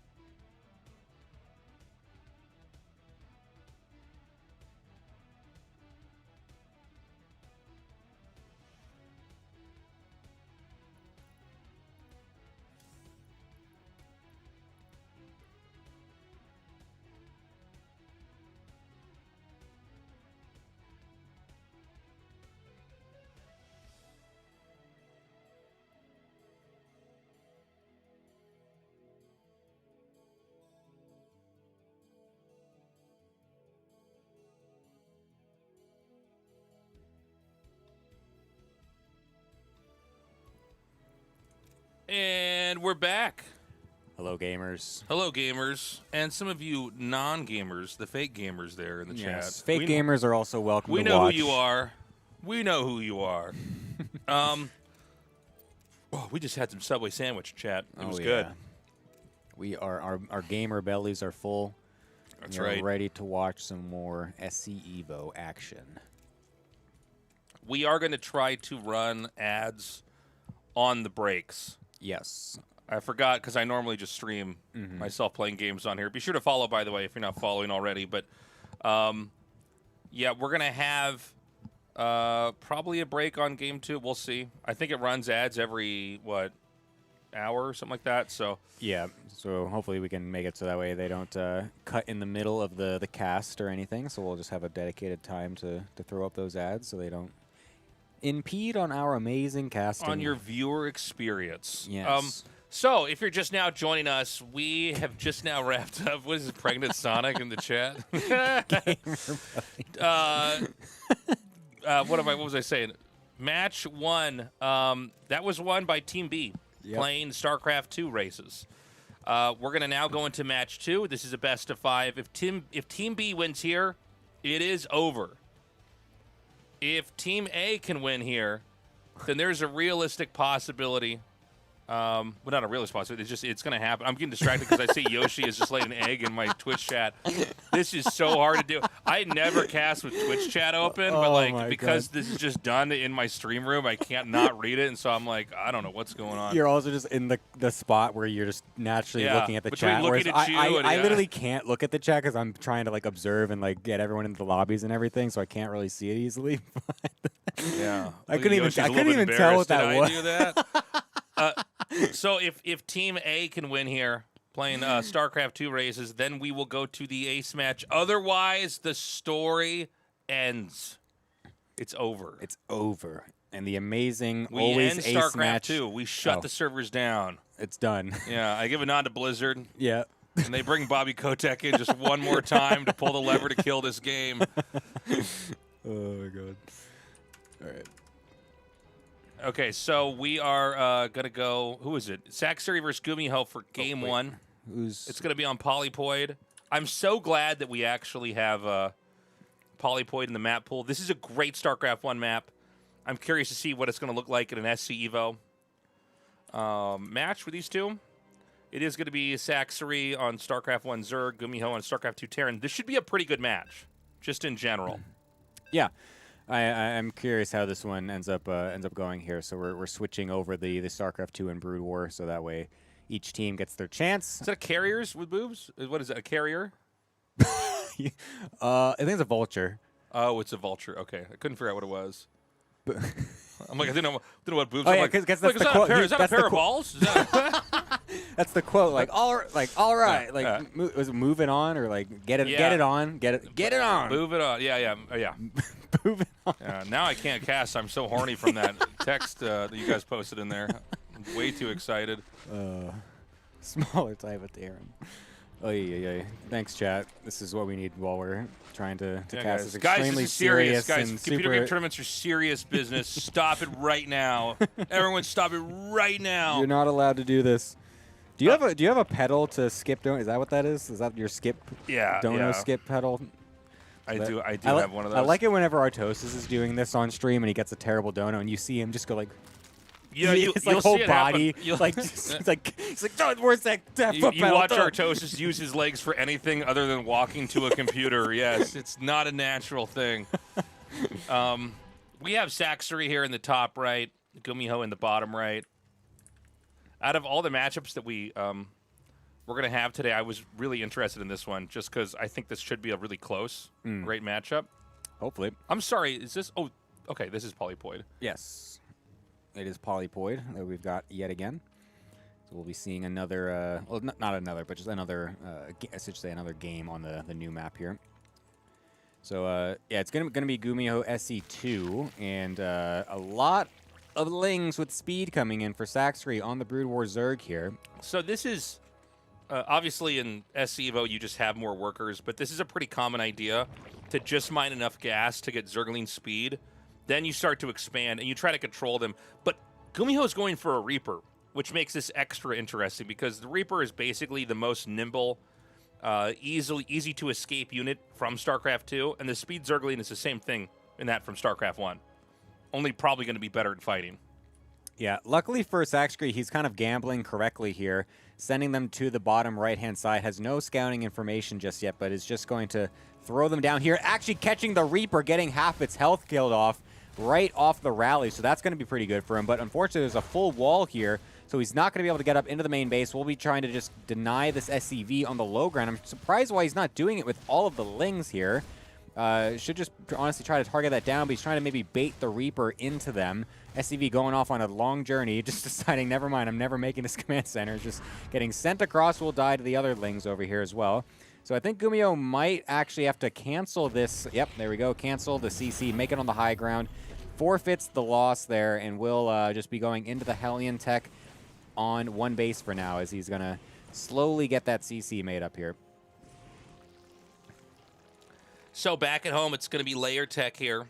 3 hatches on 2 bases right now for Saxer. The cancellation of the command center is huge. That really hurts for Gumiho. Whoa, that was wild. They like ghosted through that like Nightcrawler. He almost got that surround. That would have been so good for him. That would have been just so... That would have killed any momentum Gumiho was trying to get to really swing this back over towards his favor here.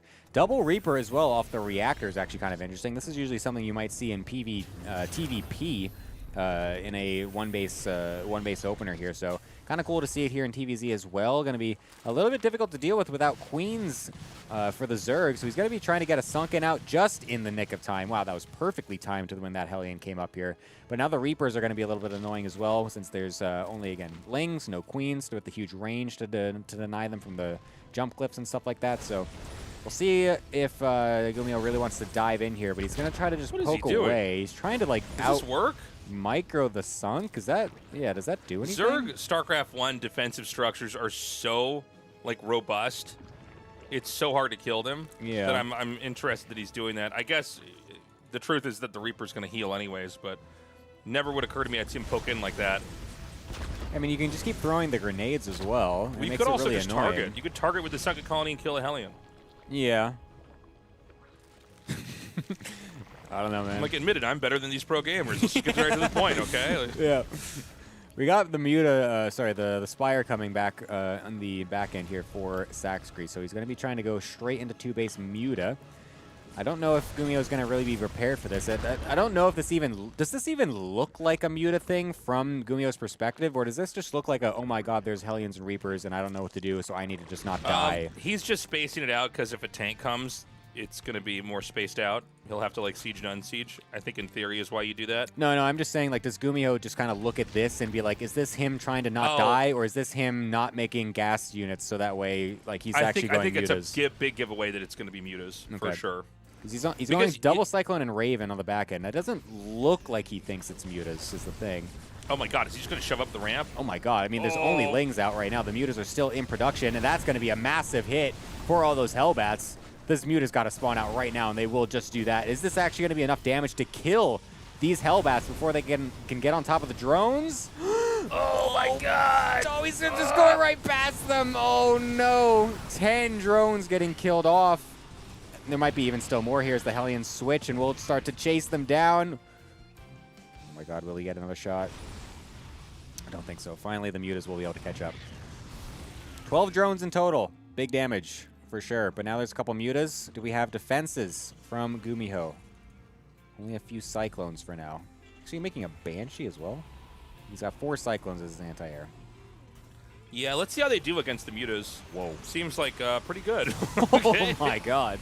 Yeah. Damn, all right. Well, that's one Muta down. You know, the Mutalisk is a staple unit in this matchup. It's interesting to see, like, it just get brushed aside so easily. Where StarCraft 1 Terrans get abused so badly. Artos is just busy making 12 turrets to defend 3 Mutas. That he's memorized perfectly. Dying doing it. Whereas Gumiho is just like, I make Cyclone lock on. Okay, thank you. Bye-bye. Yeah, the Cyclone is really like a panacea for these Mutalisks, isn't it? Yeah. It's no problem. You just lock on and kind of move in that general direction, and you'll drive them right out. Banshee's going to come in here now, and there's actually... Is there a cloak? Did he get cloak with this? No, just a normal Banshee, uncloaked, but there's no anti-air ready to deal with this. Saxer not exactly prepared to see this coming into his natural, and we'll actually get a lot of drones, 5 in total, sorry, 6 in total, before it actually does get killed off here. So furthering the economic damage here for Saxer, as he's really going to have to find some amount of damage here, or just say, all right, I'm just going to all in on 2 bases. But since this drone is going out, looks like he's going to be taking a 3rd base, not going to be going for the all-in. So really needs to be finding some damage here with these mutas to even up the score here, because he is looking not too hot in this this first game of the second best of 5. He's going to expand up here at 12 o'clock. Generally, StarCraft 1 Zergs, they want to take another main. They want to have some kind of a bottleneck area they can control, but I think that doesn't really count versus a StarCraft 2 Terran because drops are just so powerful. It's a lot harder to drop a Zerg in StarCraft 1. And it's a lot riskier, too, where here I think it's just kind of part of the game. Now, that being said, it's just factories being made, so maybe drops aren't a factor here. I'm just seeing Cyclones.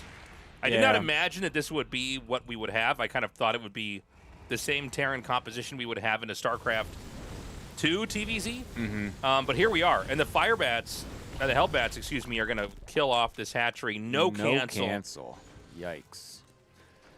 Yeah, this is looking worse and worse here for Saxer. He's got a huge ball of Hydras, sending it right down the middle. And to be fair, Gumiho's army is completely unprepared for this. He did not see this whatsoever. So will he actually be able to kind of catch Gumiho off guard here? Gets a couple of Cyclones here at the front.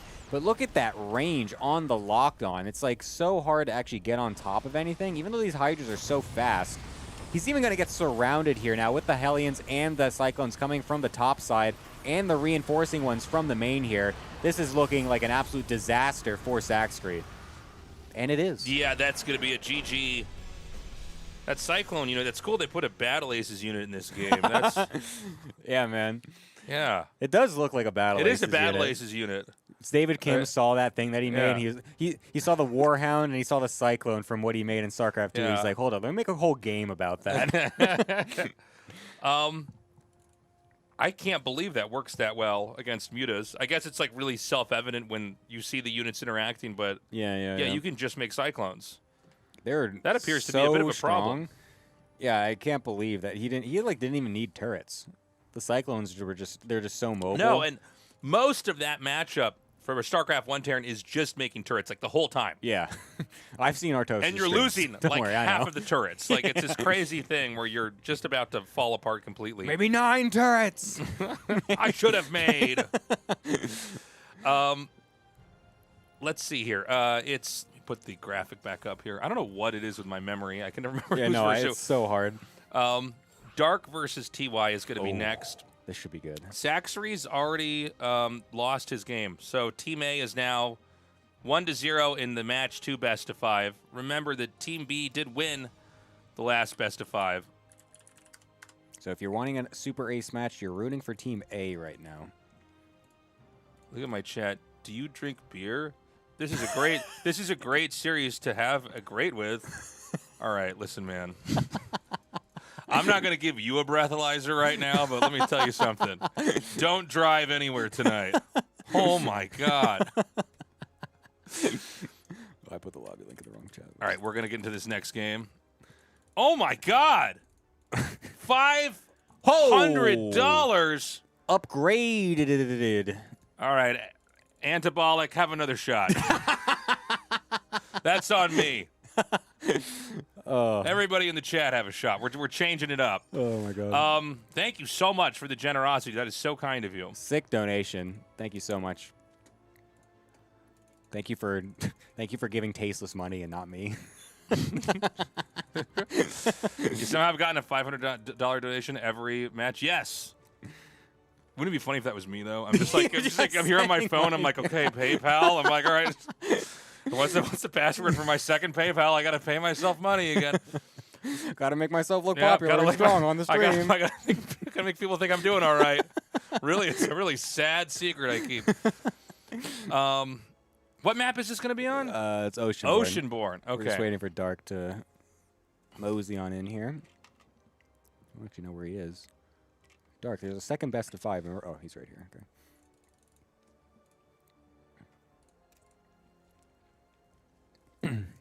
So, Dark versus TY. This is going to be a fun one. It's going to be TY on StarCraft 1 Terran. Again, he is a very viable SC1 Terran. He's actually been more active in StarCraft 1 right now, playing in ASL. Again, beating Jaedong, which was wild to see. And then also when he was in GSL this last season, he took a game off Maru. So it's it's crazy. Insane. Takes a map off against one of the finalists, just barely being active at all, out of the military as well. It's so crazy. We're still waiting on our players to get ready, so we got a little bit of downtime here. Thank you again for coming over, Gemini. Oh, of course. Doing all this for me while I sit Thank you for here and having me talk. be your wonderful co-caster no problem, and organizer and everything. I appreciate it. I did take a nice little nap before you came over. It's true. I woke him up. I knocked on the door, and he's like, whoa, whoa, whoa. Actually, you didn't wait. 5 minutes before you came over, my cat, Fuzzums, came over there and meowed in my face, and I went like this. I went like, what? I woke up, and it just sneezed in my face. I was like, oh!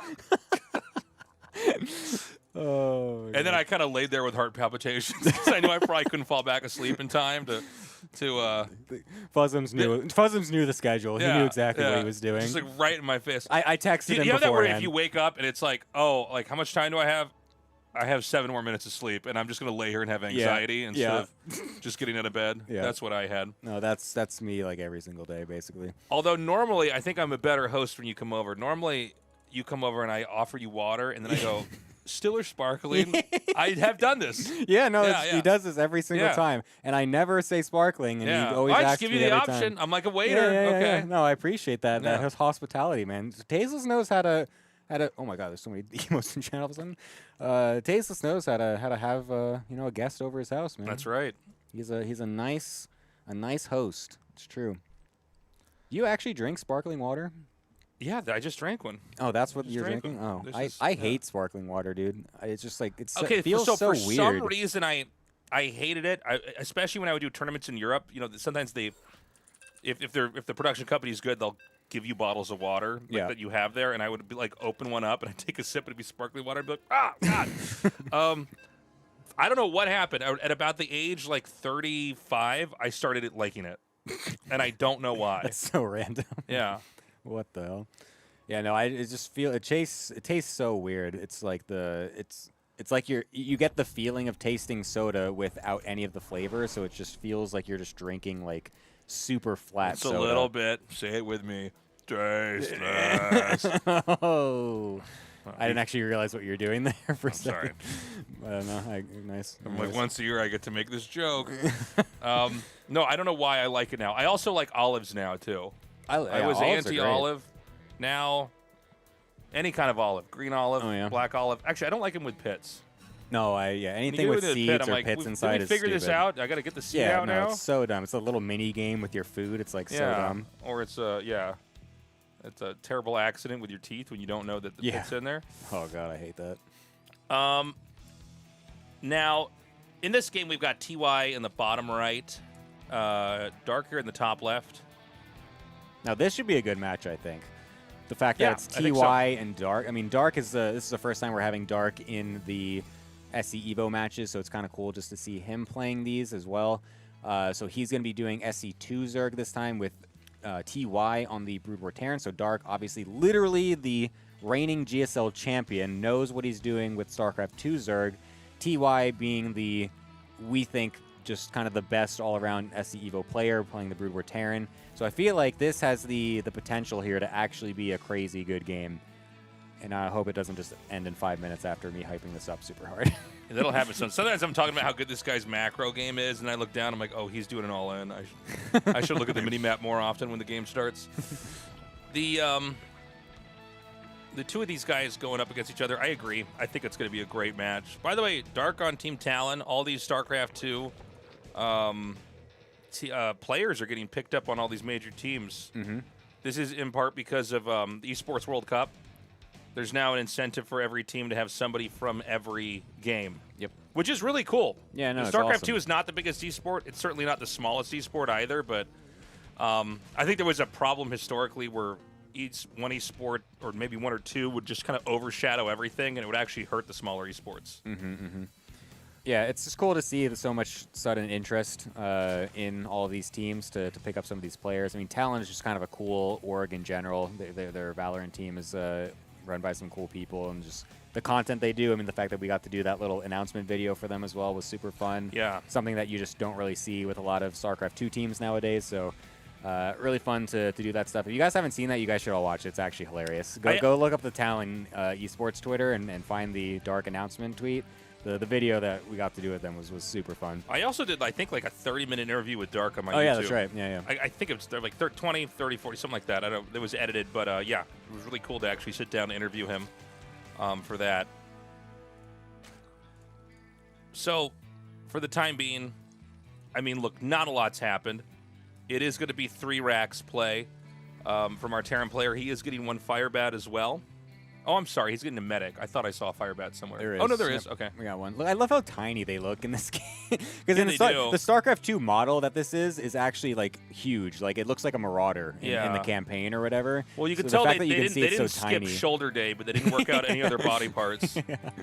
It looks so silly looking. Love it.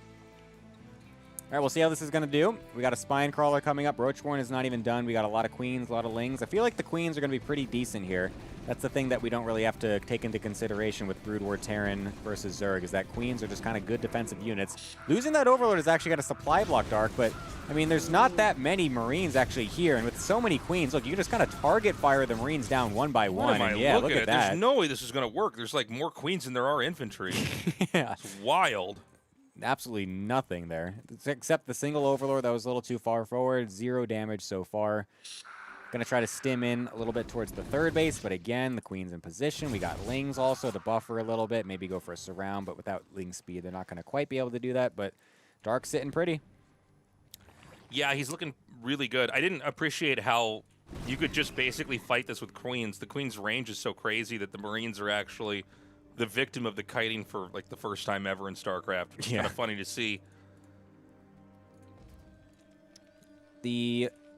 What's this? Oh, that's the Siege Tank upgrade. Okay, so the Siege Tank upgrade is getting put down, so we're going to get Bio Tank as the follow-up here for TY going into this. That's the range upgrade for the Marines going to be coming in, so that will be all set in here, so that'll give them a little bit more range to deal with. Not something that we get in the StarCraft 2 Terran. That'd be kind of crazy if Marines had an upgrade for their range of all things in StarCraft 2. It would make them even more insane. Now that we got Roaches out on the field for Dark, there's really nothing at all that TY can get done here with just this Bioforce. So he's going to be sent back to his home, basically, and just going to be forced to turtle on some of these tanks and wait until he can maybe get a big enough army. Is he going to maybe try to just go for one of those huge 2-base pushes? Because I remember Cure did this back in one of the other ones that we did, where he just literally sat on 2 bases for like 15 minutes and then had this massive death push that actually almost won the game, even though he was looking like he was kind of just losing the whole game before that. Yeah, I mean, I think that's probably what he's going to do. That's kind of what you do in StarCraft 1 a lot of times. You take a very late your 3rd and 4th base. You just sort of power up and try to hit him really hard. And I think that's probably what we're going to have. It can be a kind of slow game from the Terran's perspective. The question is going to be, how does a StarCraft 1 ground Terran composition? Well, this is also fine. You could take a 3 base and just power up. It's just a different way to play. But, yeah, I mean, it's the bigger question is going to be, how does a StarCraft 1 Terran army fare against the StarCraft 2 Zerg army? Because StarCraft 1 Zerg, it functions really differently. You kind of have to rely on Dark Swarm or surrounds or surprise angles with lurkers to kind of really punish, but StarCraft 2 has more of a composition that allows you to straight up fight, and we're seeing it with roaches being produced here. I mean, there's nothing like a roach in StarCraft 1. It was actually, I remember it was like the first unit I thought, and this is going to sound dumb because it's so basic now, but I was like, I got to wrap my head around this thing. It seems like a really tanky kind of like short-range Dragoon that the Zerg has. And I think when they designed it, they wanted they wanted Zerg to have something that was more of a kind of a battling unit. But I feel like some of the games I've seen of SC EVO, and obviously there's not that many games out there, we're all still kind of learning it, but it does seem like sometimes StarCraft 1 Terrans can just get smashed by StarCraft 2 big Zerg armies. I mean, Ultras are really good. I mean, Banelings are really good. Fungal is really good. There's just a lot of things that you can really abuse for a StarCraft 2 Zerg. And just the fact that Queens give you such a nice defensive edge in a lot of these early engagements when you're trying to get poked at by the Terran, it just makes it so that way you can really just get set up huge on massive base counts. Irradiate getting thrown down on that Roach. I love the new effect that they have added into the game to show that. It looks looks really cool. And it's gonna die and it's gonna go in a nice acid death. Blech. Very nice. Nice splitting for Dark as well to be able to not take so much damage there. So it's kind of interesting to see that versus Roaches, because Roaches aren't usually a unit that you'd think kind of you want to use that against, just because they're a little bit beefier, right? We saw it before on like Lings and Banes, and they just literally evaporate them. So Roaches, it's actually kind of cool that you can do that against Roaches, because I mean, Dark was doing really well against the Terrans, going for like this, you know, in StarCraft 2, going for like Roach Infestor and stuff like that. So yeah, I don't know. I'm just kind of curious how the Science Vessel was able to do against them. So there's going to be a small maneuver up here. Remember that StarCraft 1 Terran, they don't have medevacs that just pick up and run away. And yes, you can get drop ships, but they don't really function the same way. So you can't kind of replicate that composition and make it work. Which means I think a StarCraft 1 Terran versus StarCraft 2 Zerg, you really can't lose a big fight. Or you risk losing a game. Yeah, it's true. We're even getting Vipers out here from Dark as well. Going to be able to use Blinding Cloud on some of the tanks, and probably even the bio as well, to really mess up the targeting AI and everything with that. Got a couple Science Vessels out for sure here now. Missing the Fungal now for Dark is going to be a little bit unfortunate, but not the biggest deal. But with all these Science Vessels out and not much to actually contest them, it's going to mean that you can put down Irradiates pretty freely onto these units. Infestor's getting targeted, one of them getting killed off there. The second one almost dying to the splash damage of it as well. So these Irradiates from the Science Vessels are going to get a little obnoxious, because you don't have Scourge as a StarCraft 2 Zerg just kind of dive in and try and target the Science Vessels down like you normally do in Brood War. So I hadn't thought of that. You really just have the Hydras. I guess we're going to soon have these Vipers now with enough energy, so you can just yoink the Science Vessels in. They do have a lot of health, and there's not that many Hydras, so it's not like they're going to die instantly when they get yoinked in either. So I'm just really curious what these interactions are really going to look like once these armies actually take a huge engagement instead of just kind of poke at each other. Take a scan down here. You know, Dark looks really scary. Like, he just has so much of the map. Yeah, he's really just kind of overtaking everything on his side, just making sure that TY can't get on his side of the map at all. So Dark is going to try to probe around and poke into these little corners here. I don't think he's going to get anything done. So I think he's just going to be kind of staying back and playing, you know, get more ahead. There is a Nidus coming in here. Now, let's see. Is he going to notice this? I would not even be thinking about this. I actually kind of forgot Niduses were a thing when I was watching this. I was so caught up in how Terran's going to move out. I mean, this is what he's been doing so well in StarCraft 2 in TVZ as well, just getting huge lurker Niduses into the main bases. TY only just now realizing that's in as it pops. We do have it Irradiates, so that's one thing that is a little bit easier to deal with these lurkers, is that you can just throw down a bunch of Irradiates on all of the lurkers, and eventually they will die. You don't necessarily need to bring your whole army to deal with it, but on the same time, Dark coming into the front and at the third base, but not really attacking with the third base army, but still lots of units absolutely everywhere. TY suddenly crumbling to all this pressure as there's just units literally everywhere on the map right now. I mean, this is insane. He still can't get up the ramp. There are more lurkers can still come through here. Again, it's very difficult to get infantry like this through these narrow areas. It looks like he finally forces his way through. He kills off the Nidus. Another one starts. It's going to be denied as well. I mean, the reality is TY is so small and already being hurt pretty badly economically. The push is going to come out. But, I mean, the amount of the map that Dark has is insane. I really am having a hard time kind of imagining a world where Dark ends up losing this game. Yeah, luckily that Nidus is going to get denied here. TY paying enough attention to deal with that. Couple of units trying to move the units away from the front here, so a couple lurkers will get forward, but Irradiate's gone down on them. We'll eventually kill those off as well.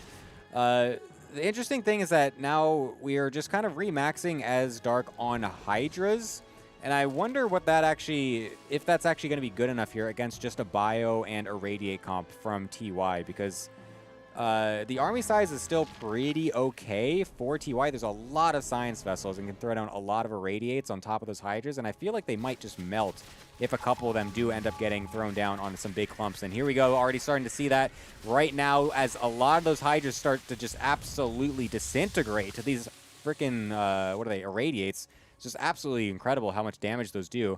But the problem, again, is that, like you're saying, Dark is just huge. He's got so much of the map and so much income to be able to just throw these armies at TY. All right, another push in over here.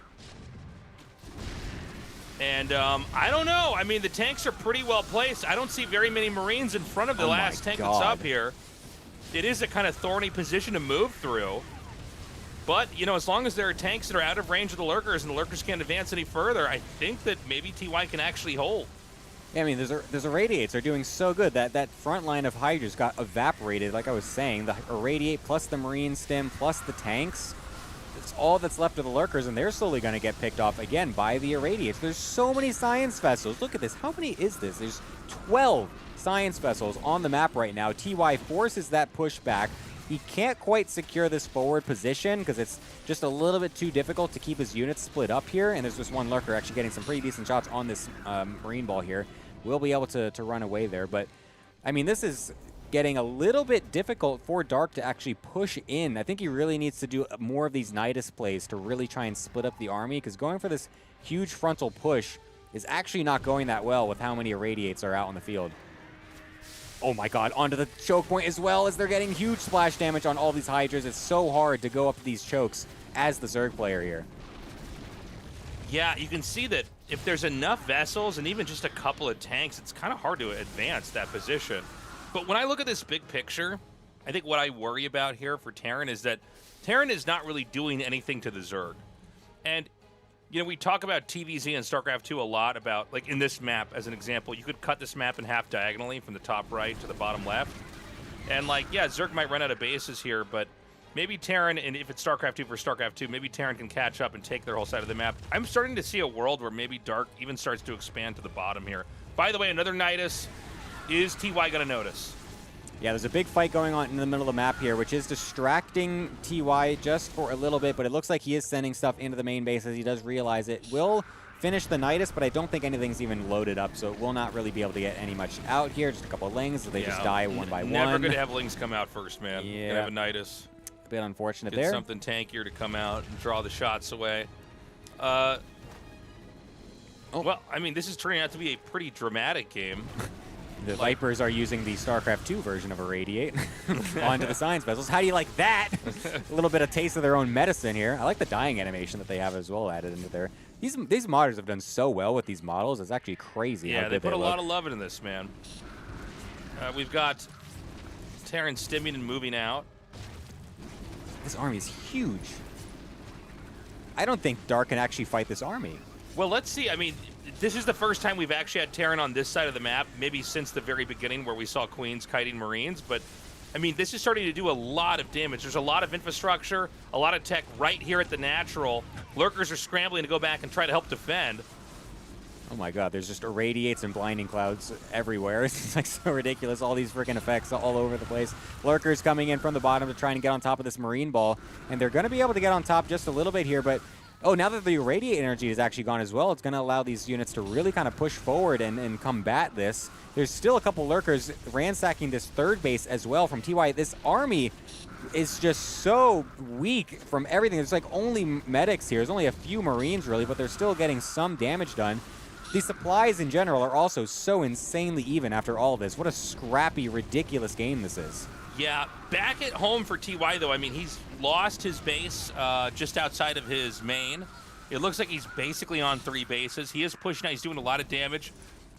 Dark is in a really fractured spot. He's going to try to come up here and save this last base.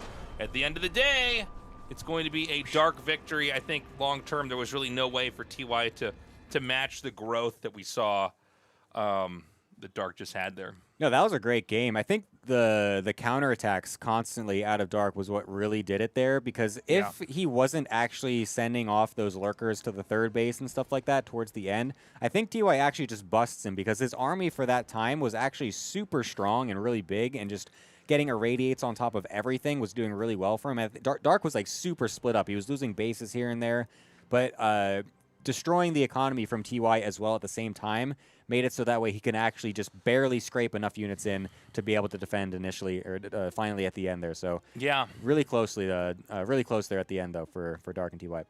Yeah, it's that does seem to be like a tough matchup. Like the more we see it, StarCraft 1 Terran versus StarCraft 2 Zerg, maybe the play is to just not go for a long game. You know, you're allowed to rush, you're allowed to do some weird stuff. This mod is still very new. I mean, the Queens did so well though in the beginning to defend. It was kind of hard. I mean, he did go for CC first 3 rack, so it's not really the most aggressive thing. So he just kind of, it was like a kind of generic textbook push. Yeah. Guys, we're gonna go to a short break here. If you want to support the channel and subscribe, it is going to be ad free. We're gonna try to schedule this so that we have ads running when there is no games. And so, in order to not get bumped with an ad, we're gonna throw one on now. Go to tastelessthreads.com. That's my merch site. We have this Taste OSHA shirt you can get there, but there's a whole bunch of other stuff, posters, mugs, hoodies, stuff like that. Check out the Patreon. I'm going to leave this up over here. Second page. Thank you. Sorry. Patreon. Support the modders who help make this possible. And, of course, guys, go to realms.world. Check out their website. Do that for me, guys. Go to their site. Give them a look-see. They are keeping us prize pool good to go, as they say. That's a technical term for it. I'm so bad at this. Oh, my God. God. But we appreciate their support. They are leading they're the major leaders in getting blockchain integrated with gaming. So we love them. We appreciate them. 3-minute break coming up. And when we come back, we're going to go into Game 3 here in this second best of 5. See you guys then.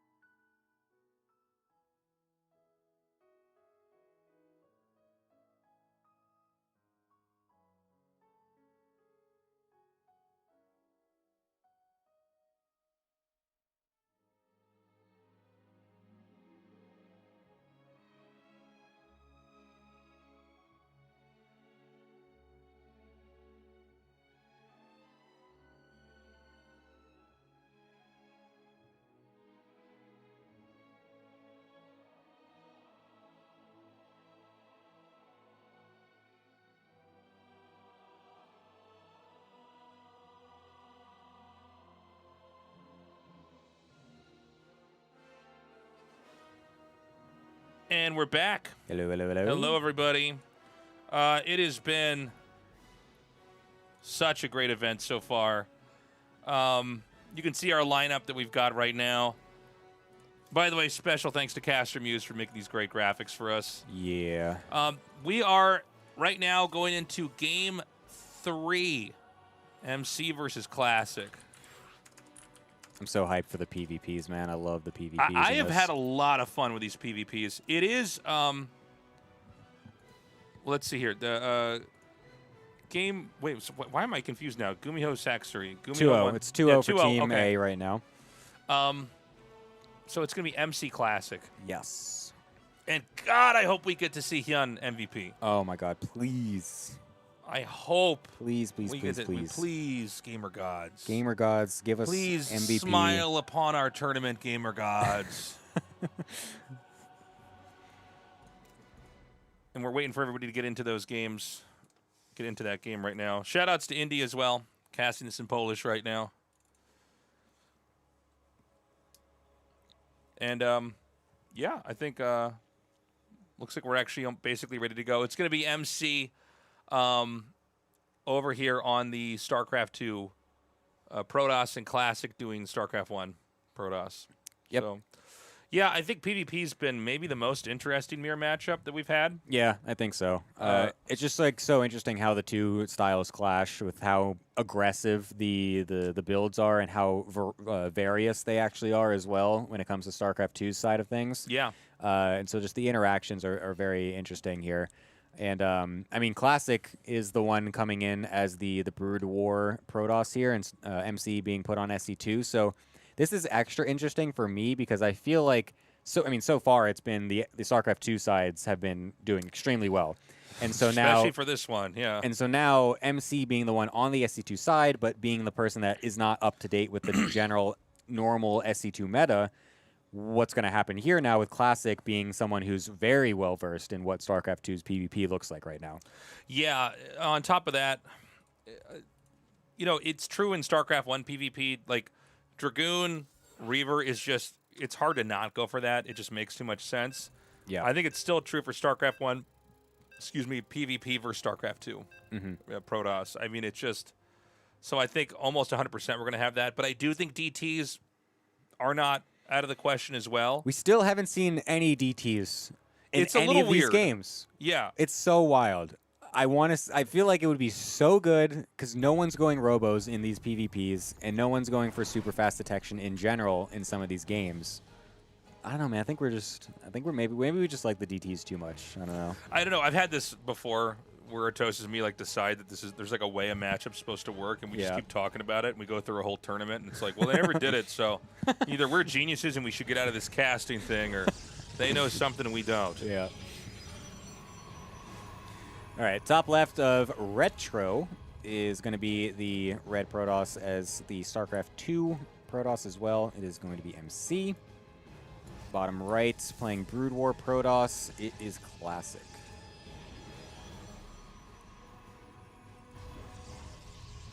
Now, PvP has always been a matchup that has suffered from hard fork techs. There's not a really easy way to kind of get everything you want and get away with it in PvP. It's like a matchup where it's impossible to do something without sacrificing something else. You might think that's true kind of in general in StarCraft, but I think it's more true in PvP than any other matchup. And Protoss in general, I mean, I think when we get these memes about Protoss being cheesy and, you know, where does that come from? I think it comes from the other players' surprise and shock at the insanely different techs that Protoss can get into really quickly. Yeah. That's true for StarCraft 1. It's true for StarCraft 2. Yeah, I think it's also extremely interesting now considering the fact that both these players are choosing to one-gate expand as well. Like, given how many aggressive options that are actually available and how volatile this matchup can be, both of them on the 4-player map deciding to take the gamble of going for a one-gate expand. And, I mean, it's going to play out pretty well, I think, for Classic here at first. because of just the fact that he was maybe a little bit faster on it, has this faster cyber, maybe has a bit of a tighter build order in terms of what he wants to do here, especially going for the second gateway as well. So he might even be able to get some extra aggression, because the extra range here for the Dragoons are going to be pretty good, I think, against what you might be able to get out as a StarCraft 2 Protoss as well. You know, one thing to note is that we have fast expanding in PvP. We do not, whether it's StarCraft 1 or StarCraft 2, oftentimes have games where both guys fast expand. Like, if you think back to all the PvPs you see, usually it's like one guy seems to be the aggressor, the other one's trying to get a base up a little bit more quickly. So I don't think we've had this happen in SC EVO yet. Yeah, at least not in the PvPs, that's for sure. And I think, like I said, this is going to be a little awkward here for MC, because he's going to have an Adept and a Stalker coming out one at a time out of this gateway with a Robo only halfway done. And he's going to have a lot of Dragoons just in his face with range finished extremely quickly. And I'm not really sure that you actually can kill these Dragoons with just a few gateway units. He doesn't even have a battery finished yet. He didn't even make one yet. Oh my god, I think MC might just die. I think yeah, this is looking really bad. Dragoons are better than Stalkers, by the way. Yeah, they're just straight up good. The surround micro is actually pretty good for MC, but I'm amazed that Classic actually gets out of that. That was wild. I can't believe this Dragoon's alive. The Immortal's going to be coming out. This is so critical. If this Immortal can stay alive... Oh, the speed of the Stalker, is it actually fast enough? Oh, it does get it. The battery's finished as well. Okay, I think MC might actually be okay here. With this battery actually finishing, with the Immortal actually coming out, I think he should be okay here to actually keep himself alive until he can get Warp Gate and a couple extra gateways up. Wait, unless the battery just dies immediately? Holy crap, they do so much damage versus batteries. Yeah. What the hell? Yeah, that's insane. That's funny. I don't think I've really watched them actually fight batteries, but the Immortal's going to help. But I'm not sure. How good exactly is an Immortal versus Dragoon? Oh my god, it outranges it! Yes, that's what this is what I was saying. The range is insane. Stalkers and Immortals both have only 6 range. I didn't realize it could outrange it and basically not be hit, though. Oh my god, it's insane. Unfortunately, he's only got a couple more coming for now, so he's not really going to be able to fully bust on through. But this is giving Classic the freedom just expand to a third base really quickly behind this. He's getting his Robo Bay up and a shuttle, so he's going to start to be able to do it with Reavers as well. Look at this. He can just kite these Immortals from all the way back here. Where have you seen Immortals get kited, except for, like, by Colossus or something? Yeah, no, it's so wild. It's an odd interaction to see for sure. We are going to go into Reaver Tech, by the way. Classic is both further ahead, and I think it's going to basically just have better tech. I don't think the Immortals are really necessarily good versus Reavers. I think you can kind of just avoid the Immortals entirely. You could just shoot your Scarabs and pick them up and run away. Yep. It's going to be really hard for the Immortals to just get on top of them because they're going to be so far back. Do we eventually get, like, Speed Zealots here too, or is it going to be just pure Dragoon Reaver? I mean, you can. It seems like in SC1 PvP, you will eventually have Speed Zealots. I think you want to basically get your Templar tech a little bit later on. You want to get Psystorm. You want to have... Basically, in StarCraft 1 PvP, it's like Reavers are mid-game tech and sometimes early-game tech, but Psystorm really is kind of the penultimate late-game tech. Psystorm allows you to actually win big fights, and it also punishes Reavers because they can't just stay somewhere. They have to be picked up and moved around. Sure. Where before that, the Reaver is basically the thing that kind of dislodges the other player's position. Finally, we're going to get a scout here by MC onto this third base, so we will actually realize just what his economic situation is here. And it's definitely not a good one for him, as his third base is not even started. This is already close to fully mining on the minerals here. And he's been really just kind of sit back, stuck on 2 bases, going for a bunch of tech and upgrades all at the same time. There's one Reaver already out here trying to destroy some of these Stalkers, but I'm not sure that's actually the best move here by Classic. He's trying to really outdit. What the hell was that? Oh my god, it boomeranged around. He just took the scenic route onto those freaking Stalkers to kill them. It's insane. But, I mean, nice micro here from Classic to actually keep that alive and not get surrounded by those Stalkers. He's going to have to be a little bit careful now that Blink is about to finish, though. Oh. Disruptors versus Reavers. Done! That gets the Reavers better there. Oh, yeah, I guess we got to the bottom of that one. Yeah. Unfortunately, the Stalkers were also positioned on the top, so wasn't quite ready for those. But oh, wow. Yeah, Gravatic Drive is just now going to finish here for MC. But, I mean, he just can't take this third base. He's been denied from this third for so long.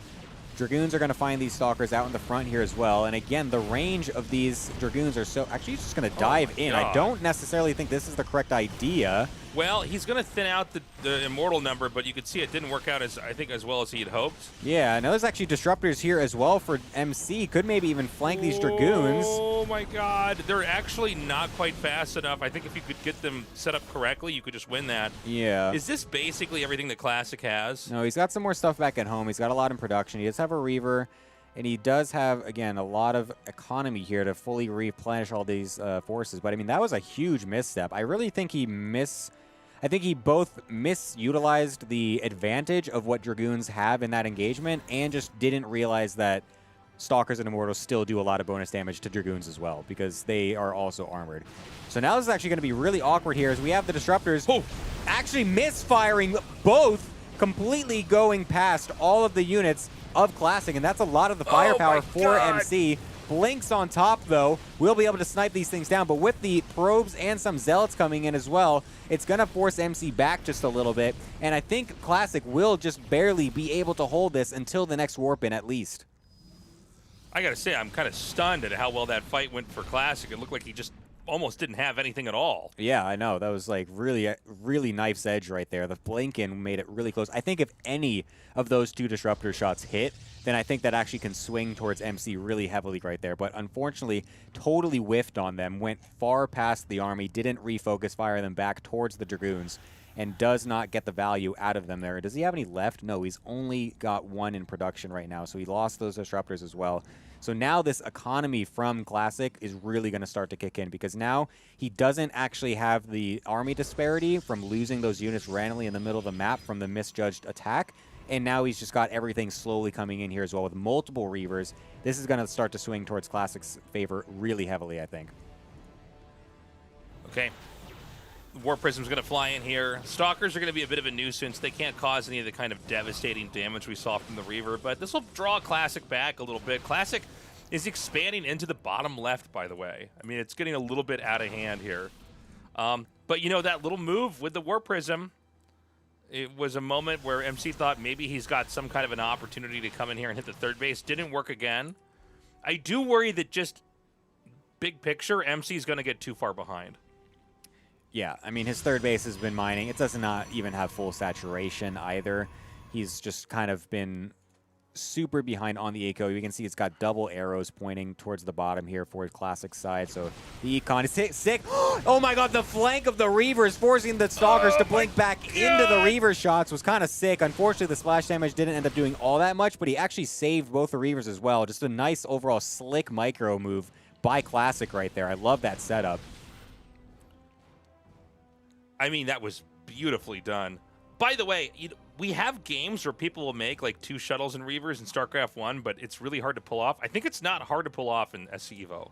Yeah. It just seems like it's easier to do things because the engine's better. So, like, you can really push. And also, Retro, like the map we're on, it is, oh my God, it finds a way. Oh my god, and we got another one over here as well. Again, flanking. That one was a bit unfortunate, or a bit accidental, but God, Jesus Christ. That damage is wild. Oh my God, that was insane. I can't believe how much damage it did. I mean, Dragoon Reaver just seems too good. Yeah. This was one of the first powerful comps in StarCraft, by the way. I'm talking like 1998. Like, people were like, hey, if you like put these things together, you can kind of do anything. They did it. They got DTs. The first time we've seen DTs, but unfortunately the splash damage from the Reaver accidentally killed them without vision. Is there no observer here? I guess there's still one DT. There's one, but yeah, no observer, but that was actually really funny. There's like a zealot that rushed forward, and then the Scarab just killed the DT from the backside. That's so funny. Wait, is that? Oh my God, they both have DTs. They both did it. Yay.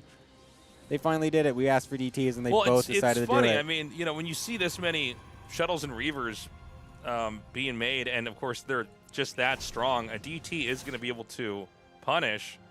And, yeah, I guess we finally got what we were talking about here today. I mean, yeah, this fourth base is going to get totally knocked down for now. I mean, there's no detection. The cannon got focus fired. There's no warp-ins either. You can't just warp in some units to deal with this, and you have to wait a long time for an observer to walk over, and he doesn't even have one en route either. I think he's just going to ignore this base and just try to go for the kill, because his army is huge. Yeah, his army's... Oh, he just lost his shuttle and the Reaver. Nice focus fire there, but good split as well from Classic to be able to get away from that disruptor shot. Much easier to dodge than the Reaver shots for sure. But the Stalkers are actually still doing a lot of damage. He's actually got +2 on his Stalkers. So at Classic, maybe misjudging this fight, doesn't have the rest of his army with him. It doesn't have those crucial Reavers here to really swing the sides of this battle, and finally getting those shots is absolutely huge as the Zealots come in as well. Massive for Classic. That was another nice PvP. I'm telling you, dude, these PvPs don't miss. We need to make our own RTS game that's just PvP. It's just PvPs all day. And the YouTube viewership will be terrible. Yeah, it'll be bad, but we'll know it's actually good. We're right and they're wrong. Okay, so score-wise, Classic winning that. That's going to be the first win for Team B, allowing them to kind of get back into... I don't know, maybe being able to take this. Team B did win the first best-of-5 for today. Yeah, I mean, so Team A was doing really well there in the beginning of the second series as well, so we needed that to be able to get to our final match here, which we really wanted to see because we get another match of MVP, which is going to be super sick. I hope I was a little bit worried when we started to get a one-sided start here with the first two games, because I thought, oh, man, what if we don't get to have MVP play? Yeah. So we're going to get MVP into the game right now. MVP, if he can win this, we're going to go to the ace match for best-of-5 number 2. Yep. If his opponent wins here, that's going to be Hyun. Then we're going to be, that'll be it. Team A will have won. They will have done it. And we'll be going to another match.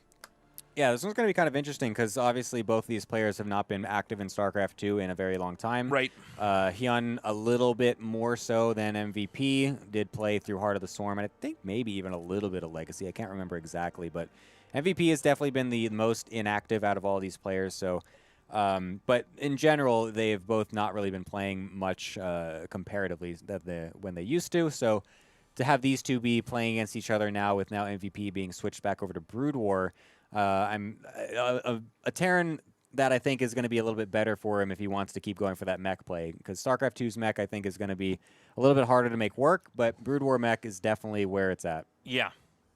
And we'll see if he even goes mech. He might not. We don't know. He did want us to warn the viewers he's not in great shape. I think we can all agree we're just happy to have MVP here. Yep. One of the most iconic StarCraft 1 players of all time. And so, just real quick here, throw up the bracket for you guys. So you can see we're at the Hyun MVP match. This is match 2 in the second best-of-5. Team B won the first best-of-5. If Team B can win here, again, we will not be going to the ace matches, but I think we'll probably end up going there. Right now, Team A is looking pretty good here in best-of-5 number 2. And I would say MVP is probably the weaker player here. Yep. Out of the people we have in the lineup. Yeah, that's right. Oh, yeah. If Team A wins, then, yeah, we are going to the Super Ace match. That's right. Nice. God, dude. Super Ace match. Yeah. The Giga Ace match? Yes. The Omega Ace match. The Omega Alpha Sigma Male Ace match. The Sigma Male Grind Ace match. You ever see that stuff on Instagram? It's like Sigma Male Grind. It's like yeah. It's like teaching you how to be an alpha male, and it's like just like pictures of the Peaky Blinder guys. Like it's just some guy telling me I got to grind harder, and he's on a yacht wearing boat shoes. I'm like, oh, all right, my bad. Just be better at life. Smoke man. Cigar. Yeah. Oh my God. All right, we are ready. MVP versus Hyun. I'm excited. I want to see what MVP can throw at. I really want to see if he can win. That'd be cool if he won, but it would also be cool if we go to the Giga Alpha Male Sigma Male Grind match, dude. Ace match. Yes, the Ace match. Hopefully we get there. We're going to be on Site Delta here for map number 2. Okay, it's loaded up. I was wrong. Oh, All right. Oh, you missed the timing. they need another countdown after this countdown. They need it to load up, then count it down. Then both players have to click ready, and then you should start. I do actually like that they did add the little countdown at the beginning. I'm actually quite a fan of that as a StarCraft 2 No, I'm fine grinder. with it. I'm fine with it. Yeah. At first, I thought it would be annoying to deal with, but I actually kind of like how it does give you that couple I'm seconds. just mad it's throwing my game off as I'm trying to get the scenes changed. Your production chaos. levels are not quite up to speed here. All right, we got MVP as the Brood War Terran over on the bottom right-hand side of Site Delta with his opponent Hyun playing StarCraft 2 Zerg over on the top left. No early pool shenanigans out of Hyun. He's actually going to play it straight up. We're going to go right for a hatchery first. So MVP, the one actually going for a double barracks right off the bat here. Not proxied, just in his base. And a gas. Does he think he's playing StarCraft 2 Terran and is trying to go one base Reaper? I hope not. What could he be doing here? What is this? Double racks gas? Wait a minute. Yeah, what is this? What could he be doing? Is he rushing like... Is he going like an academy rush? No, he's StarCraft 1. Yeah. Okay. Then he's just going to do a 2 racks Marine rush. Why do you need gas? Because you want medics. Sure, okay. So you're just... It's a very straightforward... it's an old build. Basically, this is like the first month Brood War came out, this was like the build you did. Oh, yeah? Yeah. 7th grade Tasteless rocked this build. And I think the idea is that the StarCraft 2 Zerg that's probably growing pretty fast, you might just blindside them. Yeah. I mean, this is 3 hatch really quickly here. No gases out of Hyun, just going straight up macro. Maybe TY has been cooking something. Maybe Chicken Man's onto something here. Maybe TY gave him a little something. Yeah. Maybe slipped him a little note. Yeah. So 2 racks in main. Don't come to Site Delta tomorrow. All right, so he's getting stem. So, yeah, I mean, this is just a very straightforward old, we don't know how to expand yet, Brood War game build. We don't know how to expand we tech it a science vessel, and then we wait until we're almost out of minerals, and we go, well, I should probably float my command center down to the natural. Hyun's going to find that, though. He sees there's no CC there, and that's going to ring some alarm bells pretty heavily here, I think, because we're going to be starting to get some spines out.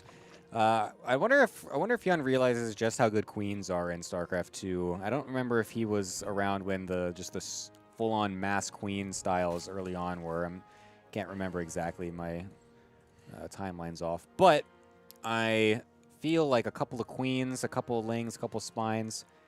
Feel like it should maybe be enough, but I don't know. We haven't, I guess, seen the full-on one-base version of this yet. Yeah, I don't. We did see this from, I think it was TY, like when Freaka TV did the sponsored match, but now that's a little hazy in my memory.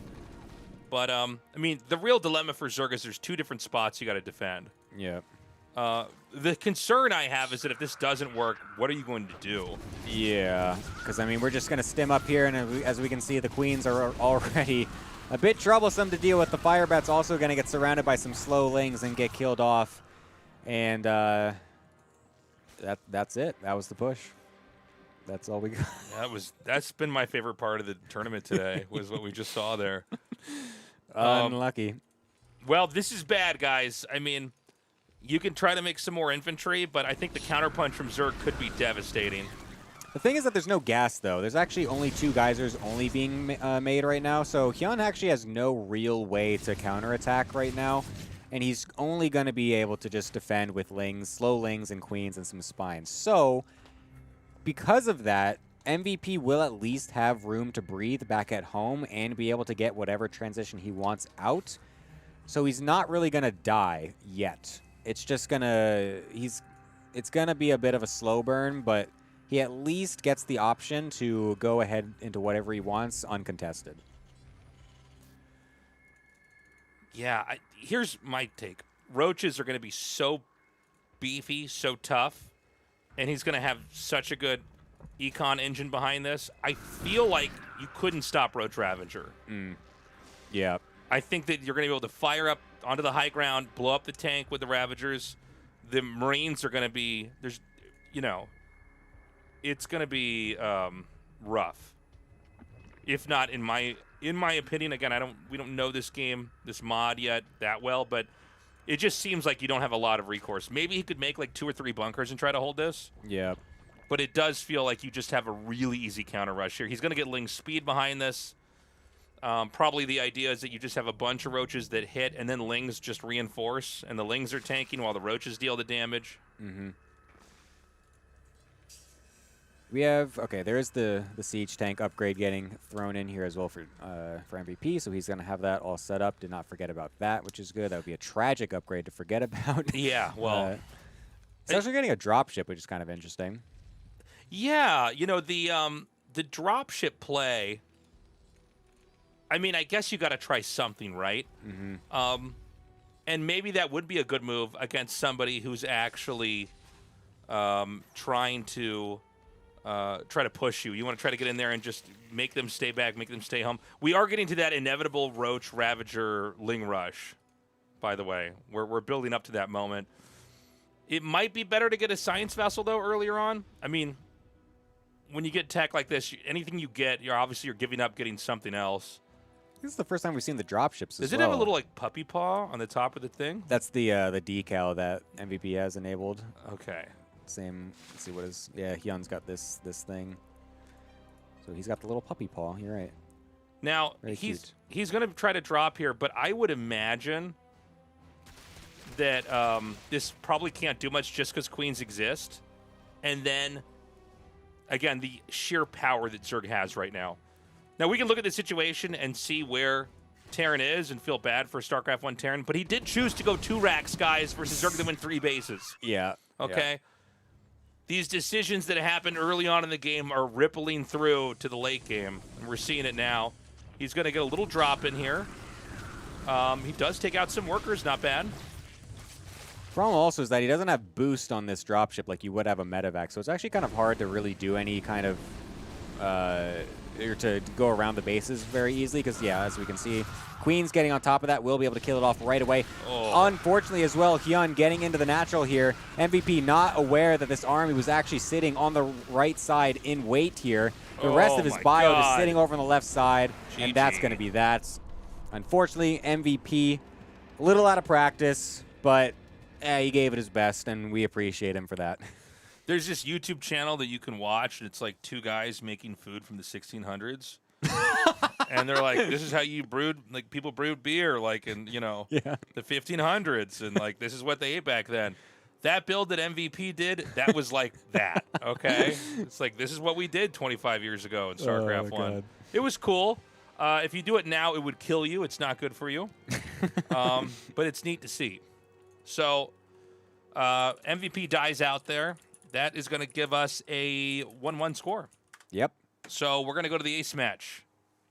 God, dude, I'm just so good at balancing these teams. You're so good, man. I'm the best. I saw people on the Reddit threads being like, are these teams balanced? That looks so one-sided. They think they know. I'm just like, oh. They think they know. You they don't post know on anything. forums all day. No, this turned out to be really, really, really balanced. I'm glad we have another ace match. Yep. So now we got to wait for the ace players.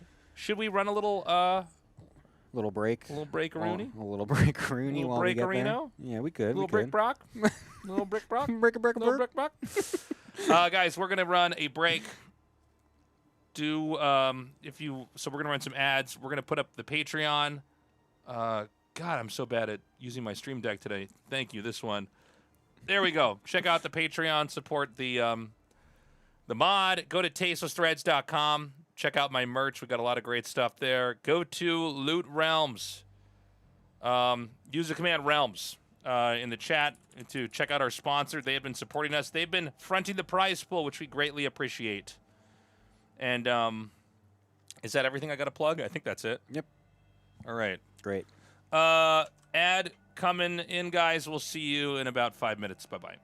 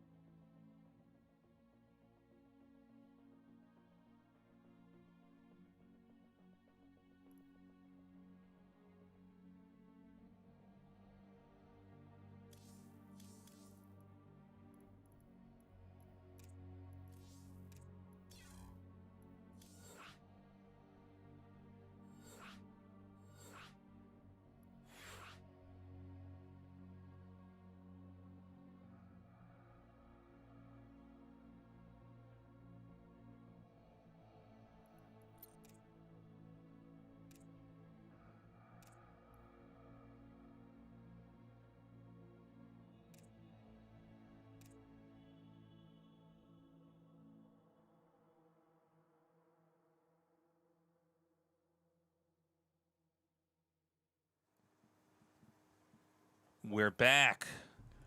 Hello, everybody. Hello. Hello. Hello, hello, hello. Thank you for waiting. Gemini. Tasteless. Do we have our players for the ace match? Yes, the Sigma Alpha Grind ace match is upon us, and we have playing for Team A Dark, and Team B is going to be throwing out Classic. So yeah, a nice little PVZ to have here for the Sigma ace match. We had TBTs the last 2 times, I believe. No, the PvP was the second time. TBT and then PvP. You're right. But it's been all ace match or all mirror matchups for the ace matches. So now we finally get a non-mirror match here. It's going to be a PVZ. Both again StarCraft 2 players. The teams have been kind of favoring the StarCraft 2 players for these ace matches in general. I think it kind of makes sense, just in general, how they are a little bit more accustomed to the SC2 engine and all that stuff. So yeah, and I think we've talked about it before, but it's worth repeating. Like, everybody that's good at StarCraft 2 was good at StarCraft 1. People that are good at StarCraft 1 right now are not necessarily good at StarCraft 2. Yes. So I think, unsurprisingly, when we do these ace matches, people are picking SC2 guys, or at least people that you would certainly know from StarCraft 2. Yes, absolutely. I mean, Dark and Classic especially was like really. I don't really remember, because Dark was originally like a GSL guy. He didn't really. Was he really on it? He didn't. Oh, no, he was on... No, he was on a Caspa team, I believe. Yeah, he was on SK, right? He was also on SKT? Yeah, I think so. Did he get picked up after StarCraft 2, though, I think is what happened, maybe?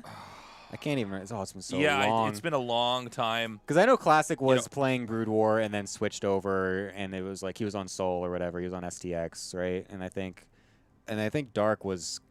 I think he got, like, picked up really early into SKT's transition over to StarCraft 2. I think so, yeah.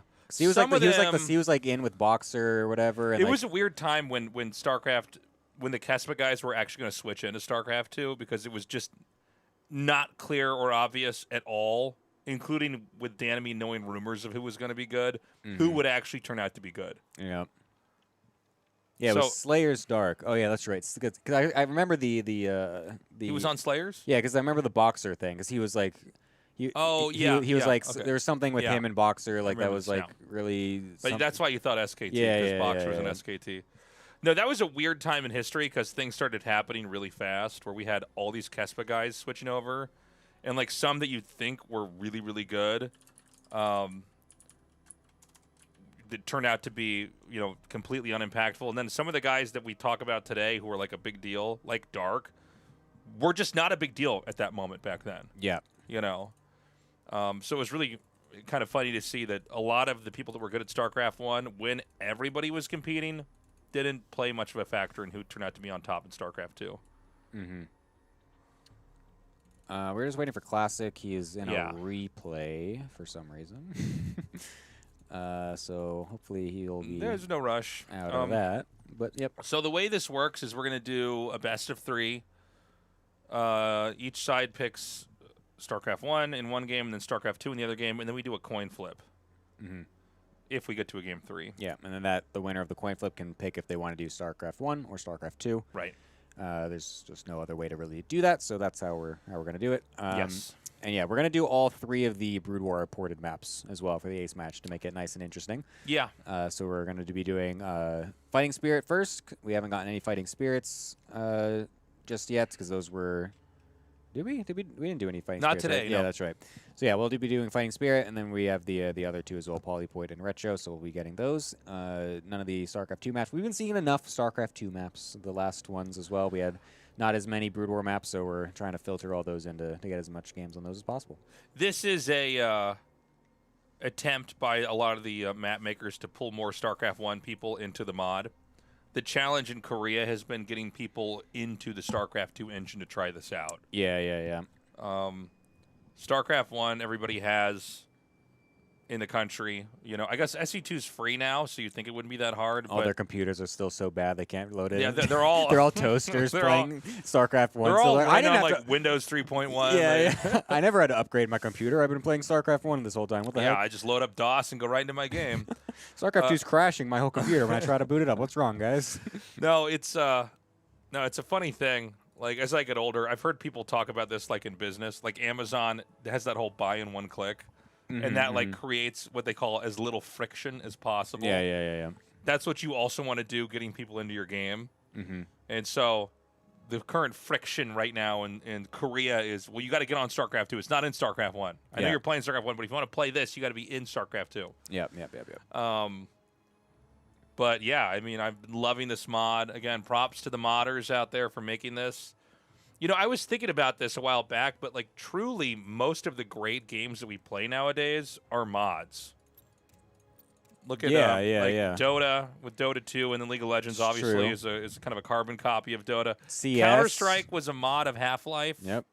You know, you look at turret defense games, tower defense games, just another mod in StarCraft. Modding plays a massive role in gaming as we know it. Okay. Yeah, Team Fortress Classic, Overwatch. Yeah, I mean, it's 100%. It's kind of crazy. Wasn't Hearthstone also like a card game in WoW? Was it? I have no idea. I don't know anything about Hearthstone. I should know you wouldn't know that. Yeah, no. Or WoW. I did not play any WoW. I played Magic as a kid. I played Magic and Yu-Gi-Oh and Pokemon cards. Hearthstone wasn't in WoW. All right. Well, sorry, chat. I mean, I'm not talking to you guys for the rest of this cast. I'm out of here. All right. You can take me down easy, guys. All right.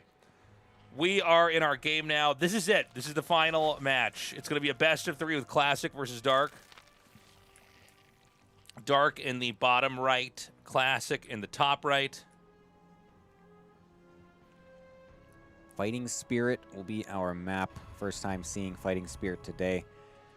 All of the Brood War maps are 4-player maps, right? Retro and Polyport are both 4 players, right? Yeah, that's correct. Those are 4-player maps. Yeah, I meant the ones that are ported in, not every single Brood War There's map a couple ever. 3-player maps and then some 1v1 maps, and they basically don't go over that. Yeah.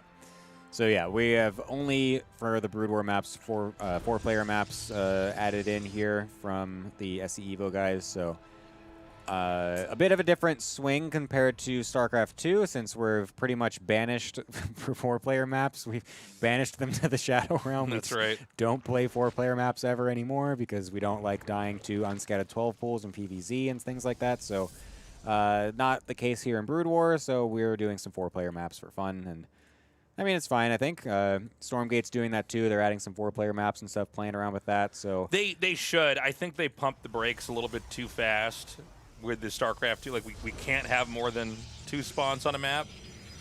I think there is a danger. Okay, I'm going to say it. Are you ready? This is a dangerous thing to say. Here we go, chat. Hot take incoming. Get your do stuff not ready. give the pro gamers too much say on that.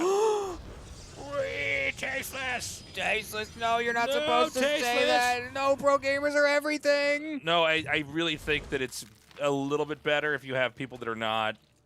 Because what you'll have is that people will.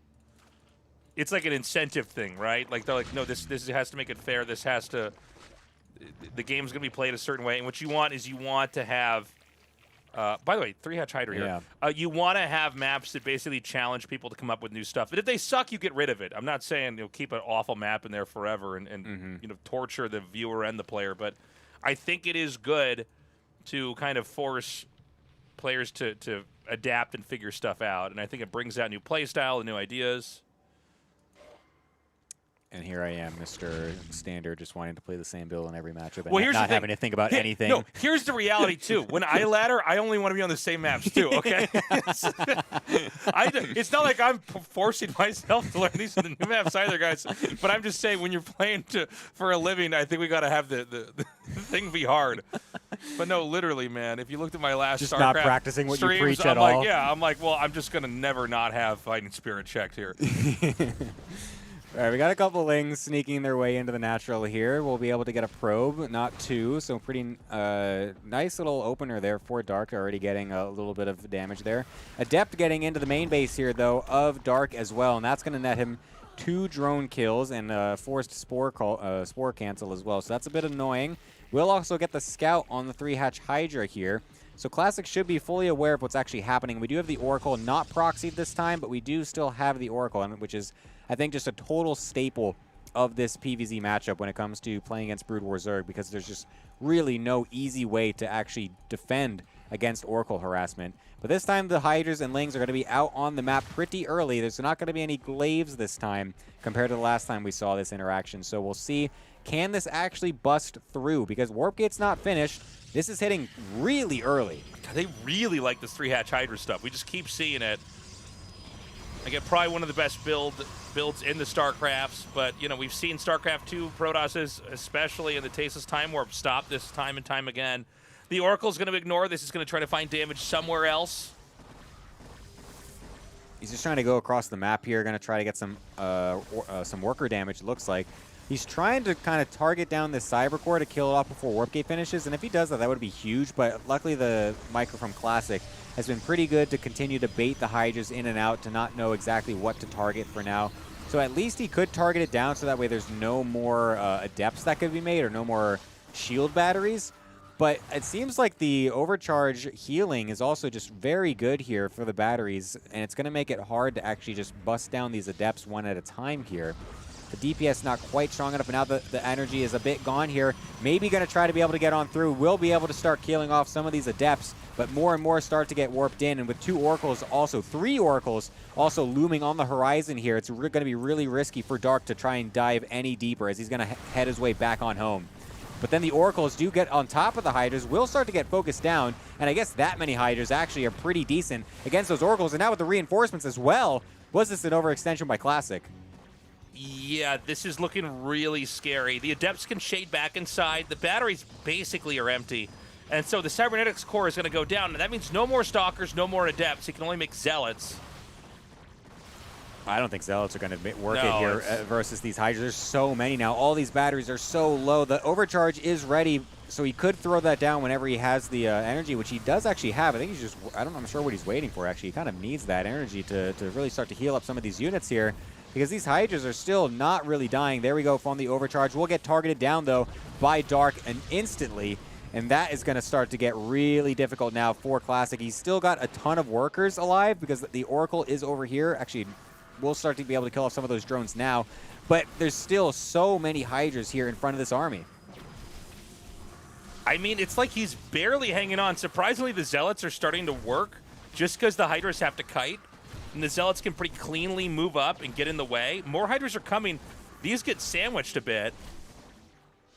This is actually a super awkward engagement. Really taxing the Micro here on both sides. Dark somehow keeping... Oh, the Sentry's super clutch. But still, they're so fast. You're able to actually outmaneuver these a little bit. The Zealots are just so slow. Dark's Micro on these Hydras has been excellent so far. Just completely moving around from those Zealots to negate the amount of damage that they can do once they get on top. And now with that excellent Micro, it's allowed a lot of these Hydras to stay alive. But another battery overcharge, the third one of this push, is going to halt that for now. Dark looking like he was about to have a moment to bust through, but that overcharge coming in super clutch.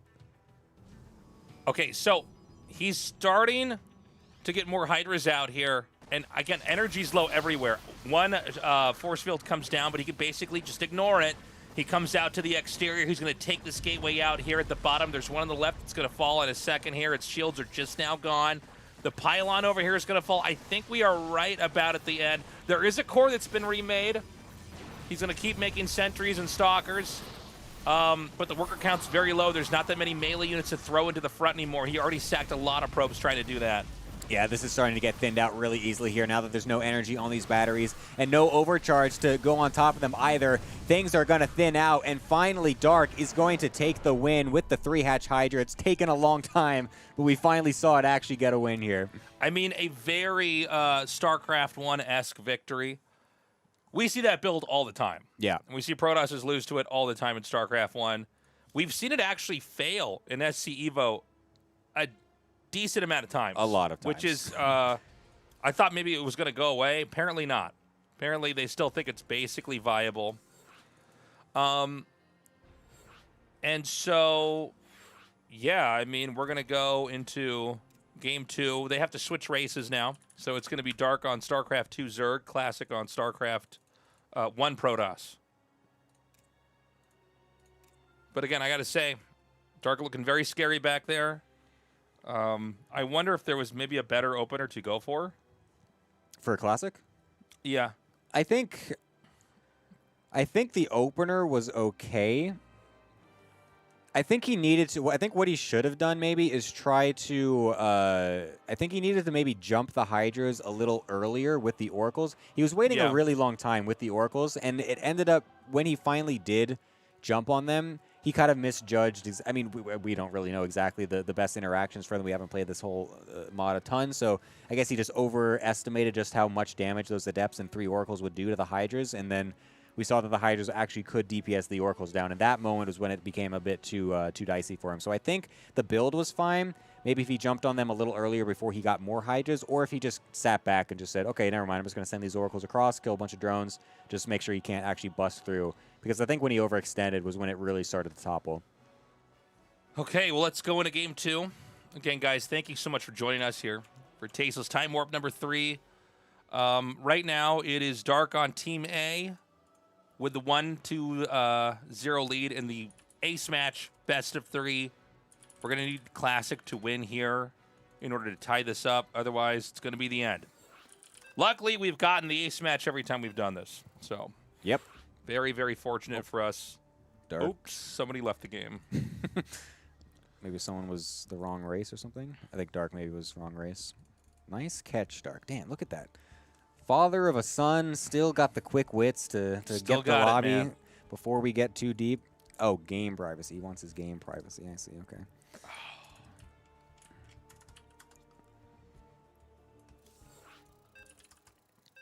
Got to keep those matches private, man. You never know who's going to be lurking. You never know, man. Seeing who's gonna, some strangers get in there, man. Yeah, they're going to see what kind of strat starts Try to give us candy. This I'm SC like, EVO. okay.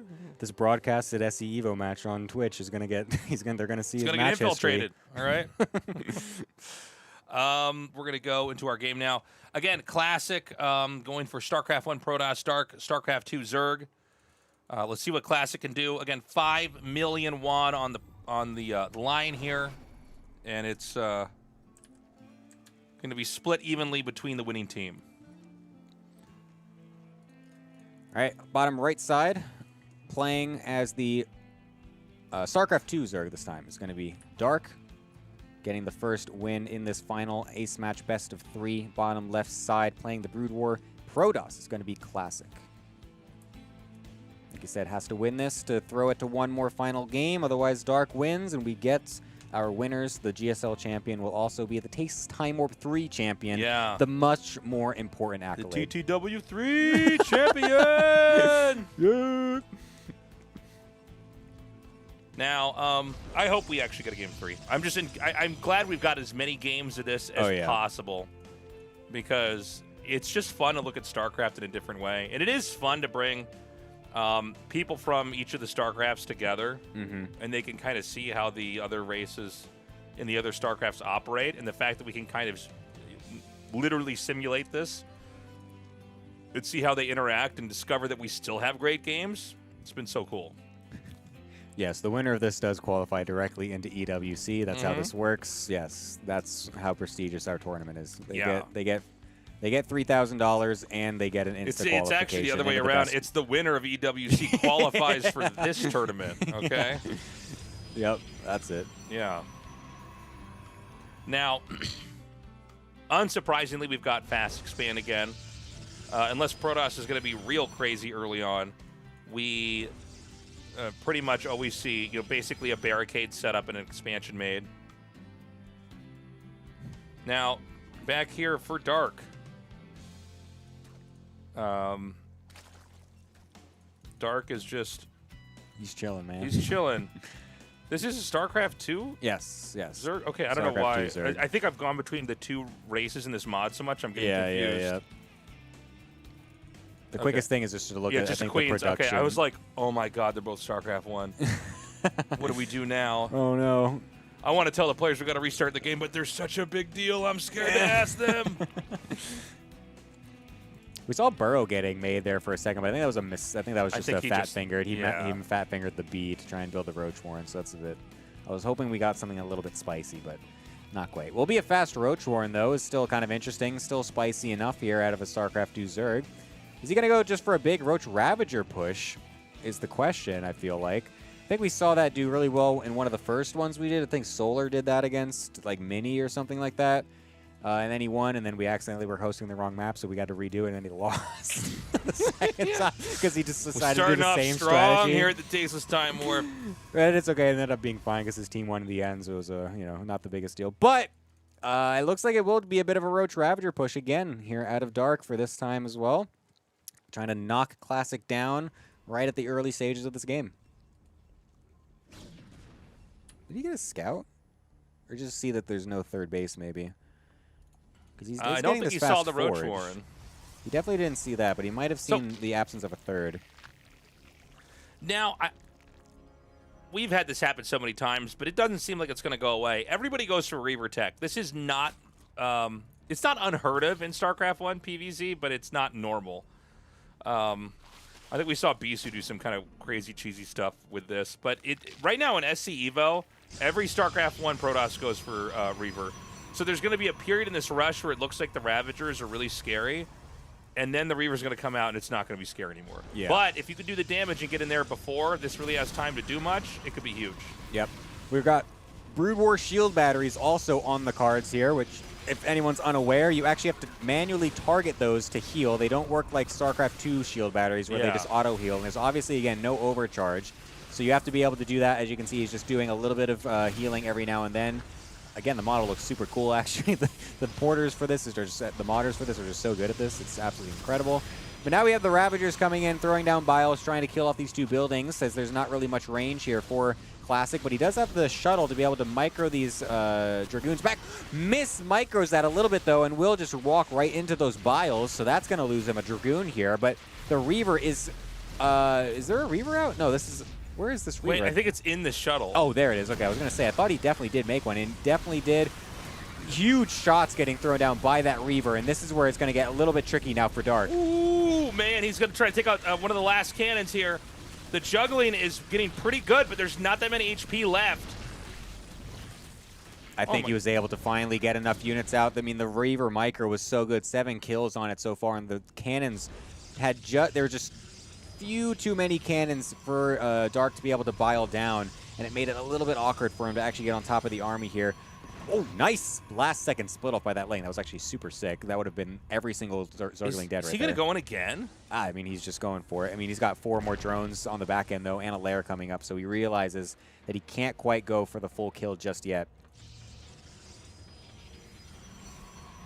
He's got 34 probes still as well. He only lost 4 probes during that whole thing. That was actually an incredible defense out of Classic. Okay, shuttle's going to be inbound now.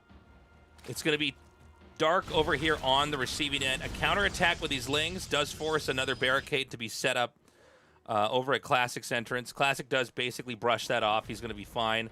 Shuttle speed is being upgraded. The layer is about 80% done. Queens are going to have to try to preempt the shuttle from planting Reavers anywhere, but he can always loop around out towards the entrance and basically just kind of push in. Oh, that does so much damage. It's crazy. Yeah, one of these is really, really low on HP, so he needs to be careful because if Dark is just paying attention, he can right-click on that one. The shuttle is also so low. Oh, my God! Oops, sorry. Miss hockey there. It's okay. Shuttle is super low. He has to be really, really careful with this. If he goes too deep, he's just going to get instantly destroyed by that. The Queen range is absolutely ridiculous. Oh, look at that, like, split micro. He's, like, splitting them all in different directions. Yeah, I mean, forcing the Reaver to retarget. Now, you know, it's funny. We had the Reaver come out. It was scary, but it seems like we're past that period, right? Mm-hmm. Now it's going to be Zerg outside of this base again. He's going to be teching up. He's expanding. He's continuing to grow. Oh, I love the way. What is the animation above the Reaver as it drops? Is there some kind of a delay? It's like a little, yeah, it's a little stun delay to make it so that way. Otherwise, it would just be so broken if you're just dropping them and they're shooting immediately, and then you pick them right back up immediately too. So they have a little like half-second delay where they can't shoot, and then they show that with the little kind of stun animation. Yeah, that makes sense.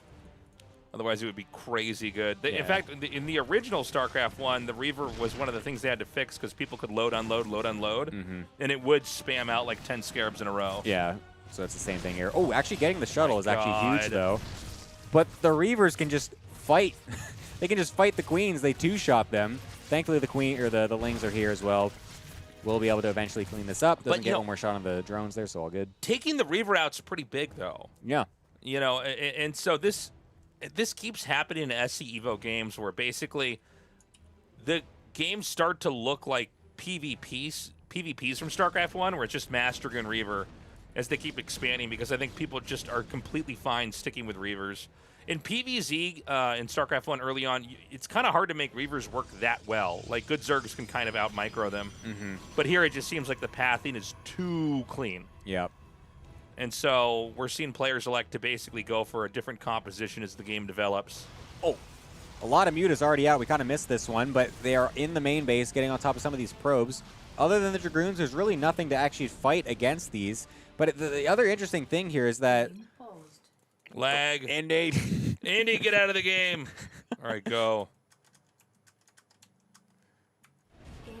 All right, we're back. Here we go. All right. Back into it as the probes continue to die. Like I was saying, the Dragoons are the only real thing to actually defend against these. But luckily, they are pretty well placed. We'll be able to get on top of the Mutas here. But now the Lings also coming in, too, to help support.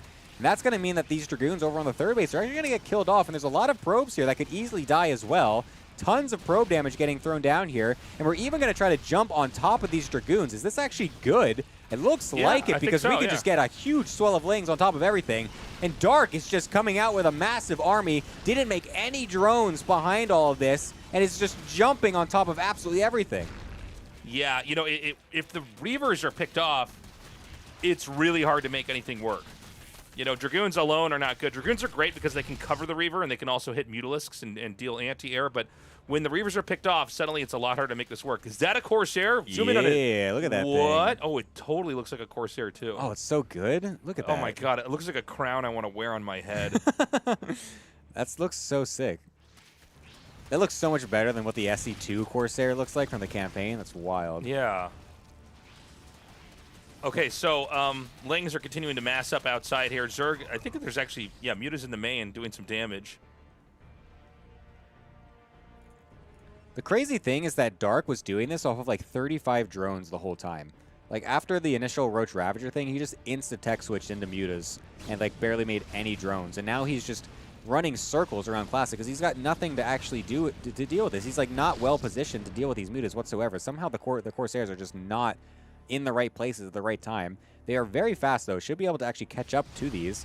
And the splash damage is going to start to be really sick. It's going to be hard to actually spread those Mutas against that in the SC2 engine, I think.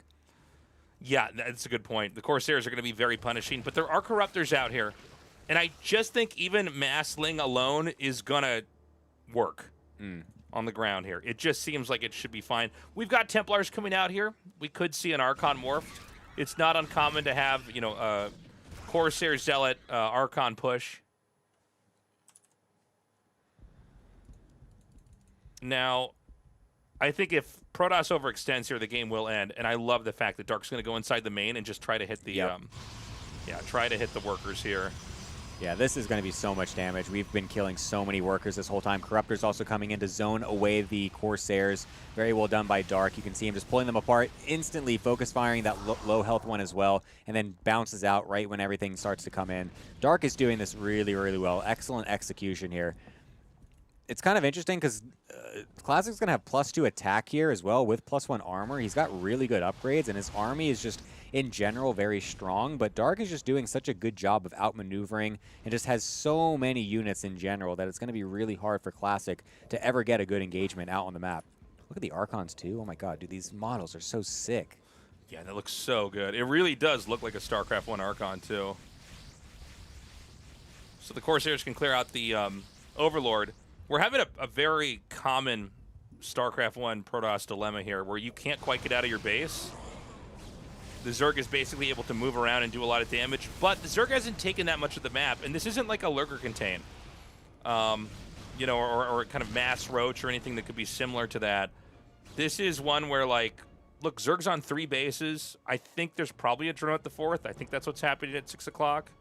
Oh, he's going to expand there instead. But yeah, Protoss basically needs to do 2 things. Take a 3rd and push out on the map, and I'm worried that neither of those can happen so far. Oh, and a huge run in here too. Yeah, this is getting really, really difficult now for Classic. He's getting out multitasked on 2 bases. That's like such an awkward situation to get put in as a Protoss player in the SC2 engine. You're on 2 bases and you can't keep up with harassment happening on 2 fronts is really, really difficult here. Usually you start getting split up when you are actually on like 3 or 4 bases. And now Classic is realizing that he just has to send it and just go straight down the middle. Gonna have to go for a base trade, bringing a probe with him as well to hopefully get some buildings get made. I would have liked it if he honestly just sent a bunch of his probes with him at the same time just to guarantee that they all are going to survive here.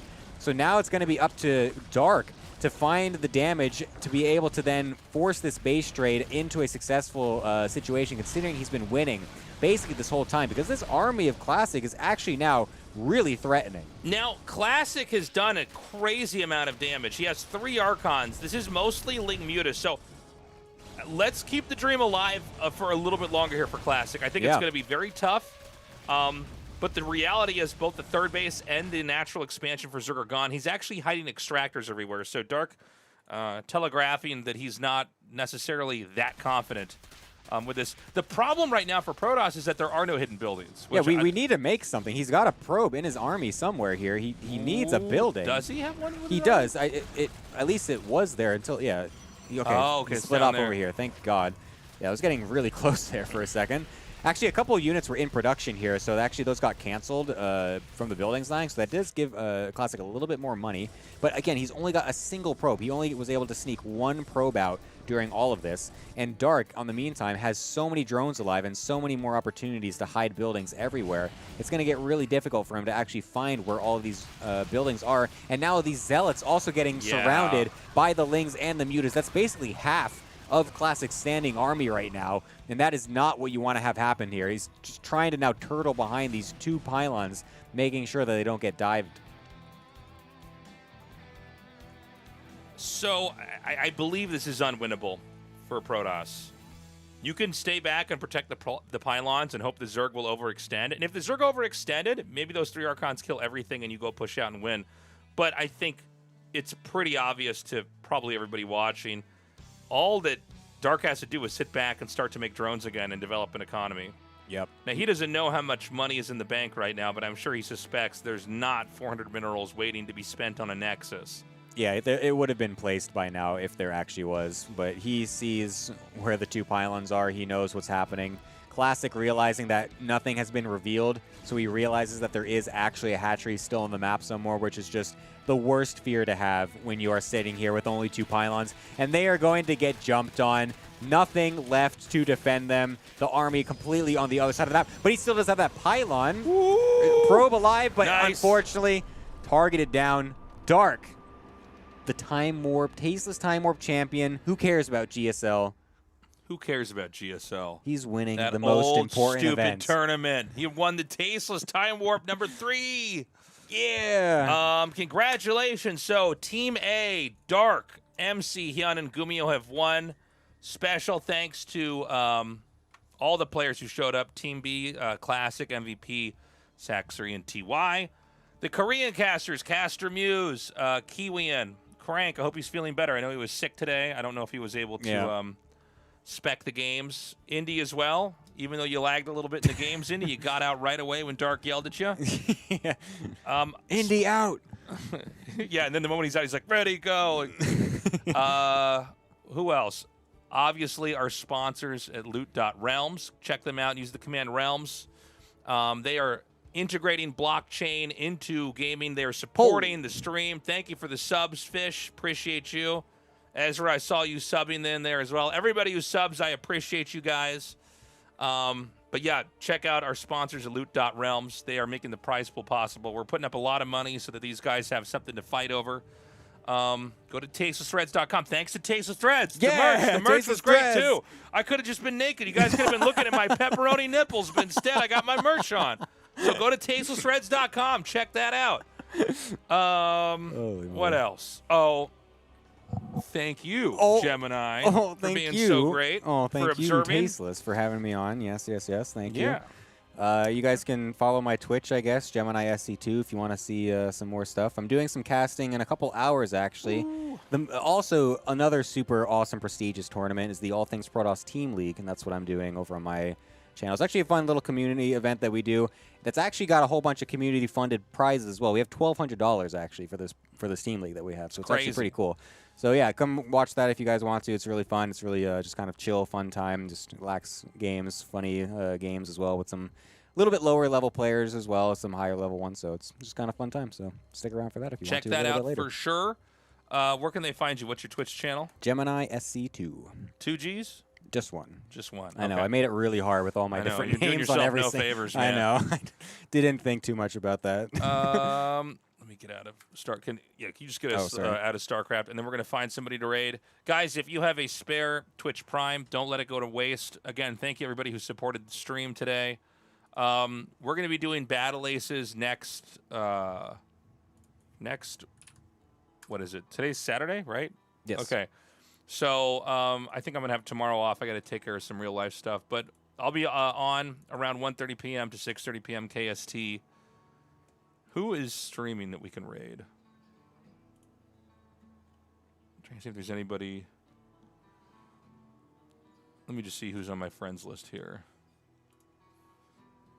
Shooting for top 100, we can try.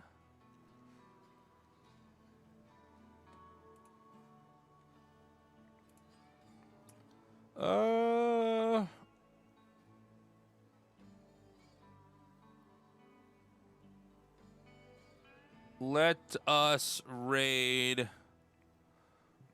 We're going to raid Majin Obama. He is playing Elden Ring. Say hi to Majin for me, guys. Good job, Caster Muse. Good job, chat. Good job, everybody. Say hi to Majin for me, guys. Yeah,